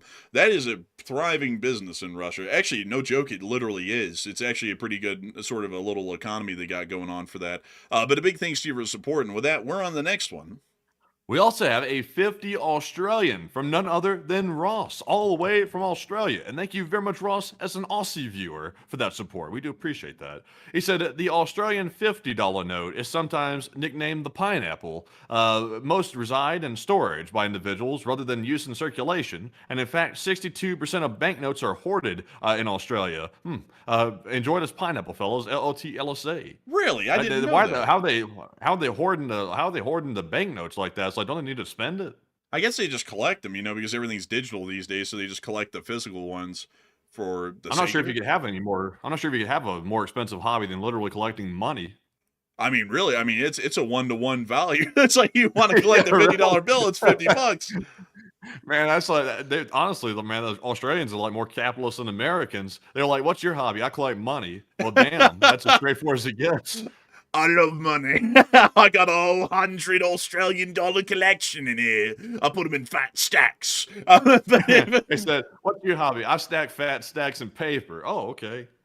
Man, they said, keep it up, man. It's like, damn, he's working hard. But also, I guess that's the new one. It looks like a new counterfeiting sort of a thing. It's interesting how a lot of countries deal with counterfeits. A lot of them have like plasticky feeling like notes, like note denominations like these. For some reason I feel like this would feel plasticky in the touch. American dollars feel like jeans almost, well, not really jeans. How would we describe khakis almost? Like that's what they feel like texture wise. And you never really think about that until you hold foreign currency and then you're like, oh, that's weird. Like the British pound bank notes are exceptionally odd because they feel like plastic monopoly money. Not to say that wish ours was plastic. It seems like it's easier to clean. Also, they can't get wet and all stick together, like if they're plastic. Yeah. But it's the only problem with the plastic money. It's like, that money laundering problem. It's like it's probably like, it's like how do you like, I bet laundering plastic money is a lot easier than the paper. It's like, if you put paper in the laundry machine, it's going to get wet. If you put the plastic in there, it'll just wash off like a chalkboard. Man, really? I mean, how the hell do you know it's not from illicit operations at that point? You got to make it out of the stuff we make it from. And also someone said, they're not paper, they're cloth. And that's true, actually. They do have some denim, actually, in the dollar bills, which is really weird. If y'all have ever seen them recycle and remake dollars, it's the wildest process. They literally have, this big ball of goop, like dollar goop, because they, soak it all in water and then boil it. And then it generally gets rid of most of the dye, and then they go through a whole process to basically recycle the old dollars and then turn them into new ones. It's a really wild sort of a thing to watch, but still, also I saw Cookie say they don't fall to bits. Honestly, I think that is the advantage here, is that they don't fall into bits. But I don't know, when you grow up with a currency that you're familiar with, for the Australians it'd be the plastic stuff, for us it'd be the cloth stuff. It's really hard to just, go to another currency and feel like it's real, because you're just so familiar to one thing that when it goes to the other, it just doesn't seem like the same thing. But still, they're really cool notes, though. I like the design on them. Have y'all seen the design on the US $2 bill? There's nothing, you know what they say about a $2 bill. There's nothing more, strange about a $2 bill. It's very unusual. It's rare. It's got a real Mujtaba vibe to it. It's got a real, I'm going to stop there. But still, it's pretty neat because also the $2 bill is the only one of its type that on the back face of the bill, it actually has an entire, basically, painting on the back of it instead of just a small little, let's see, seen like most of them would have. And that's something that's interesting about the $2 bill. Very rarely used. You can actually go to most banks though and ask for like some $2 bills and they'll have them. Usually fresh. They're usually never circulated because no one ever wants them. But it's pretty cool. Like, a $2 bill is pretty neat. I would say though that my favorite design would probably be the $50 bill. With Ulysses S. Grant on it, because I like the back-facing side of the note because it has the Capitol building on it. Yeah, it is quite nice, isn't it? Yeah, it's pretty cool. I just don't like how the modern ones started getting like more colorful. I honestly like the older ones that look like this. Yeah, I want a king on the money. Did someone say 250? Oh man, I can't believe they're not letting me put my name on a building. I'm crashing out. But what? I'm gonna keep it $1.50 with you, whatever that means. I don't know what the hell that's supposed to mean. Like, what? I haven't heard people say that. I've heard people say it. Like, I'm gonna keep it $1.50. It's like, well, why don't you just keep it $2 then? Like, why $1.50? Yeah, that's what I'm saying. I don't know what the hell that means. Like, it's like, what the hell does $1.50? I'm gonna keep it $1.50. What you mean? It's like, what? You trying to like discount me or upcharge me? What does this mean? Yeah, I don't even know. I don't even know either. It's a mystery. But anyways, with that, it's time for us to move on and into the next one. And also, apparently, some people were saying it means 150%. So I've never known what that meant. And the whole time people were keeping it $1.50, I thought they were talking about currency. Apparently means that they're keeping it 150% with you. That's a very, very specific type of deal to say. But our next one here goes to David Ford, who puts in it too. He said, Alfalfa assassinated in an SNL skit, Reagan spoof. Interesting. I thank you for sharing that with us, David. I thank you. And so big thanks to you for the support, and we're on to the next one. We also have a 2 from DWRB, and thank you for that support as well. He said NNW611 got a new stripe paint job for the 250th. It did, and it looks good. This is what the new paint job is. That is nice. Man, look at it. They put a little 250 on the tender. They put Norfolk and Western in white. I think it was in gold before that. It was gold text.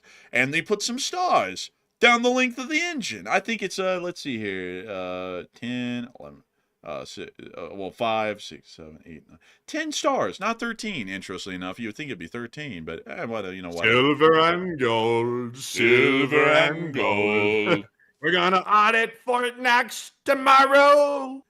And then we're gonna back off of that. We're just gonna quietly back off of that one, like we did the first time. They ought to audit the CIA agents with the bricks in their house, like the gold bricks, like the dude that has got allegedly caught with all those like millions of dollars of gold bricks in his house. It's like they ought to audit them instead.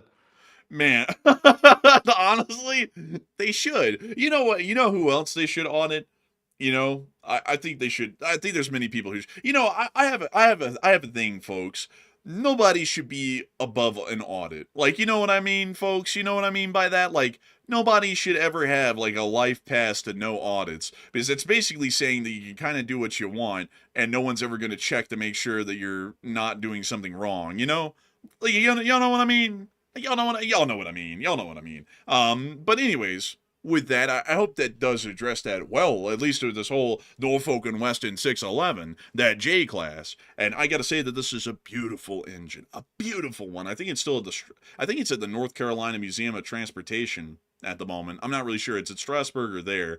But it's a cool engine, one of the cool ones on the East Coast. I wish that they bring this thing out for the big boy when it goes to Altoona, because that'd be cool to see the both of them there, because they're icons of American railroading. But a huge thanks to you so much once again. And with that, folks, we've actually made it through, I think, all of the super chats. Have we, Matthew? Have we? Yes, we have. Also, by the way, I'm trying to do a little quick listen here. There's a lot of sounds. The police are pouring it down the street. I hear the F-150 engines revving up hard out there, and they're way off in the distance. I don't know, something's going on out there. Maybe a police chase or something, possibly. Literally, I'm hearing those poor old Ford, those might be V6s. You never can tell these days. Ford puts V6s and everything, but it could be those V8s. You never can tell. But something's going on out there. I'll have to find out later. But Anyway, so as someone said, they're chasing down the Lego thieves. They said the Maybe American Fort PD. I mean, like, you never know. I mean, like, the Great Caper, they got like 6 block bricks like falling out the back of the chase van and stuff like that. It's a Utah style police chase, different. But anyway, so jumping into our Morse code decoders here tonight, we have Paul, Kevin, Mason, Joni, Norm, Arabelle, Her Royal Fluffiness, Kush, Crypteric Sire, and Brian. They said the Morse code says Russia is of course getting crazy with what they're doing lately. It's pretty concord. um, I think it's supposed to be like continued, but but that is pretty much correct. I gotta say, y'all hit that down on the nail. That is the Morse code message of the night. I gotta say, a big congratulations, y'all, once again, at least we're in court for getting that correct time and time again. But this is always something else. It's something else when y'all get that right all the time. And so, a humongous congrats to y'all once again. And with that, we're on and into the next one. The third to last question of the night, actually.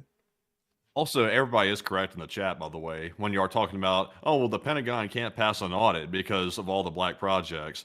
They intentionally, from what I've heard, like, of course, it's based on, hearsay because they don't publicize this information. But when they put money into black projects, they don't just like, there's not like a line item that says black project or something like that on it. They shuttle it through all these different like side like programs and stuff like that aren't the real use of the money. And then they shuttle it into these black projects. But the only problem with that is you kind of just have to trust that people are doing the right thing with the money when you do stuff like that, because obviously the whole point is to make it untraceable. So if you can't trace it, you can't have accountability. So someone could be siphoning money. You never can tell, which, it's always possible. I got a great top secret project lining my pockets. I mean, like, it's like, damn, bro, get him. Like, it's like, man, you never know. It could be happening all the time. You just never know.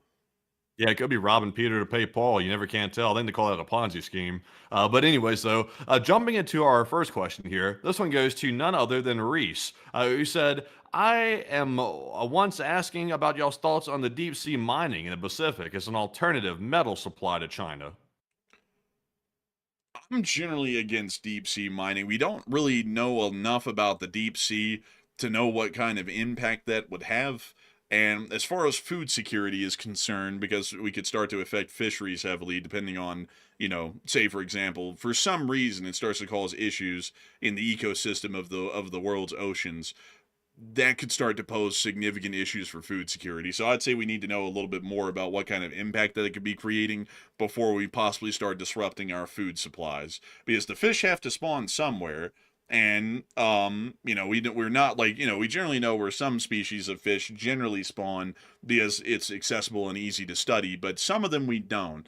And what kind of an impact could that have on the greater ecosystem and therefore the food we get from the sea? And we don't really know that well enough. So I'd have to say we need to know more about that before we try and make a decision on deep sea mining. So I hope that does address that the best I can. And with that, we're on to the second to last question of the night. And this one goes to Dogged Meerkat, who said, could Ukraine push the Russians back past the power plant? They could. Well, they certainly could. I mean, if the Ukrainians started to push down the highway from Vasilivka towards Melitopol, Enerhodar is probably going to fall by default because the Russians just wouldn't be able to hold it. It would be an untenable position. It would be so far from any supply line, they would have to retreat. What they do when they retreat, though, we don't know. They might try and cause a meltdown at that point, but I would hope not. But generally, they wouldn't be able to hold it if Ukraine pushed to Melitopol. It'd just be an untenable position. So I hope that is addressed it the best I can. And with that, we are on to the final question of the night. And so, who is the lucky last person who threw in the lucky last question of the night? And that viewer is going to be the Catholic, who said, what are your thoughts about Section 224 of the 2027 NDAA that would all but fuse American and Israeli armed forces together, allegedly? Who are you, the and Pope? I was actually pulled that up right now. I was going to double check and see if that actually says that. It's about defense right industries, not the military itself. Oh, is that right? Yeah, it's about like furthering cooperation and merging like defense projects here in America with the Israelis to joint develop them, but it's not about like the IDF and the US military become one thing. Well, if they're talking about like, fusing together like our manufacturing base, I'm not really in favor of that either. We give a lot of stuff to Israel, by the way. Like when it comes to our like secret technologies that we generally export control to a lot of countries, we generally give Israel pretty much. Carte blanche, a large part of the degree, to let them take whatever they want. But we do give them a slightly different variant. Like, for example, the F-35, we give them the F-35I, which is the Israeli variant. But the Israelis are still not happy with even that. They still want more, which is understandable. Everybody wants our stuff, but that doesn't mean they necessarily get to have it. We should always, even with allies and even with friends, you should keep boundaries. Like, we shouldn't just let everybody have everything. I mean, that's a U.S. national security thing. So I'm not in favor of fusing those two together, even with military industry, to be perfectly honest. Also, I want to clarify this because I see some people may have misunderstood what I said. I'm not saying that it's a good thing. I'm just saying that it's not fusing the U.S. Army with the ground forces of the IDF or anything like that. It's about defense industry merging. I'd say, like, I have to say, folks, it's an absolutely stupid concept. It's dumb at any level. The Israelis are a significant intelligence and security threat. Like, while they're a regional ally in the Middle East, beyond that, you can't really trust Israel farther than you can throw them. And that's not that far. So, for that reason, I wouldn't really encourage any sort of furthering of merging of cooperations in any of the defense sector beyond what it is right now. It either stays where it is or it even is decreased depending on Israel's further actions because of their recent foreign policy statements that they've been making that look to not necessarily be in line with our interests in some cases, like being friendly with Russia. So that would be my 2 cents on it. I'm not really a big fan of it. And also on top of that, it's like, if we're willing to do that with them, considering the intelligence risk they pose, why in the hell wouldn't we do that with someone else first, like, Britain or France or Germany or Japan, countries that generally don't pose that kind of a threat to us to that kind of a degree and are a lot safer of a pick and generally have, in my opinion, a better arms industry. It's like, why wouldn't we do it with them first before Israel? And the whole reason is that it's this whole weird, like, deal that they've got going on in the government as far as the theocracy and all. I don't like that kind of stuff. It shouldn't be involved in politics. And I feel like, there's a lot of special treatment that's given because of that, and it's not owed. But anyways, with that, I hope that does address that the best I can. We actually have one more super chat here before we round this thing out. So what do we got, Matthew? And this one goes to F-35s for PAF once again, who puts in the 10. And thank you once more for that support. They said if the U.S. was attacked by nuclear missiles, but the U.S. shot them all down, would the U.S. government keep it a secret from the American public so that we would not have to retaliate? It would be impossible to keep that a secret because the nuclear alerts would be issued because they're incoming and everyone would have to be ordered to seek shelter. So they wouldn't know if they were able to successfully shoot them all down until they were all shot down. And until then, there would be an air raid alert issued as soon as physically possible nationwide. So I would have to say that generally, you would know about it. You would certainly know about it. On top of that, you'd know about it because every single other country in the world would be talking about how someone just fired a whole bunch of nukes at us. So I hope that does address that the best I can. And big thanks to you for support and helping this channel to keep running. And I hope that does address that incredibly well. And with that, folks, we've reached the end of tonight's stream. I've got to say a humongous thanks to each and every single one of y'all once again for watching. It has been an absolute honor and a pleasure to be able to cover this news every single day with all of y'all. And of course, we're always honored to be the ones covering the news for y'all. With that in mind, we'll be seeing you all tomorrow at 10 p.m. Eastern Time to cover the next 24 hours of the news from around the world. And if there is a short video to be made, Enforcer Matt will be the one making it. And so with that, good night, good luck, take care, stay safe. Slava Ukraini, Heroam Slava, long live the Lead Spring Army, and long live the Republic. And with that, folks, a huge shout to everybody once again for joining us once more tonight, to all 140,000 plus people that were here by the end of the stream. And we will see you all tomorrow on the next Nightly War News stream, and maybe on a short war video as well if there is enough news to cover. But in the meantime, though, thank you all once again. And of course, Slava Ukraine, Heroam Slava, get some rest, and good night.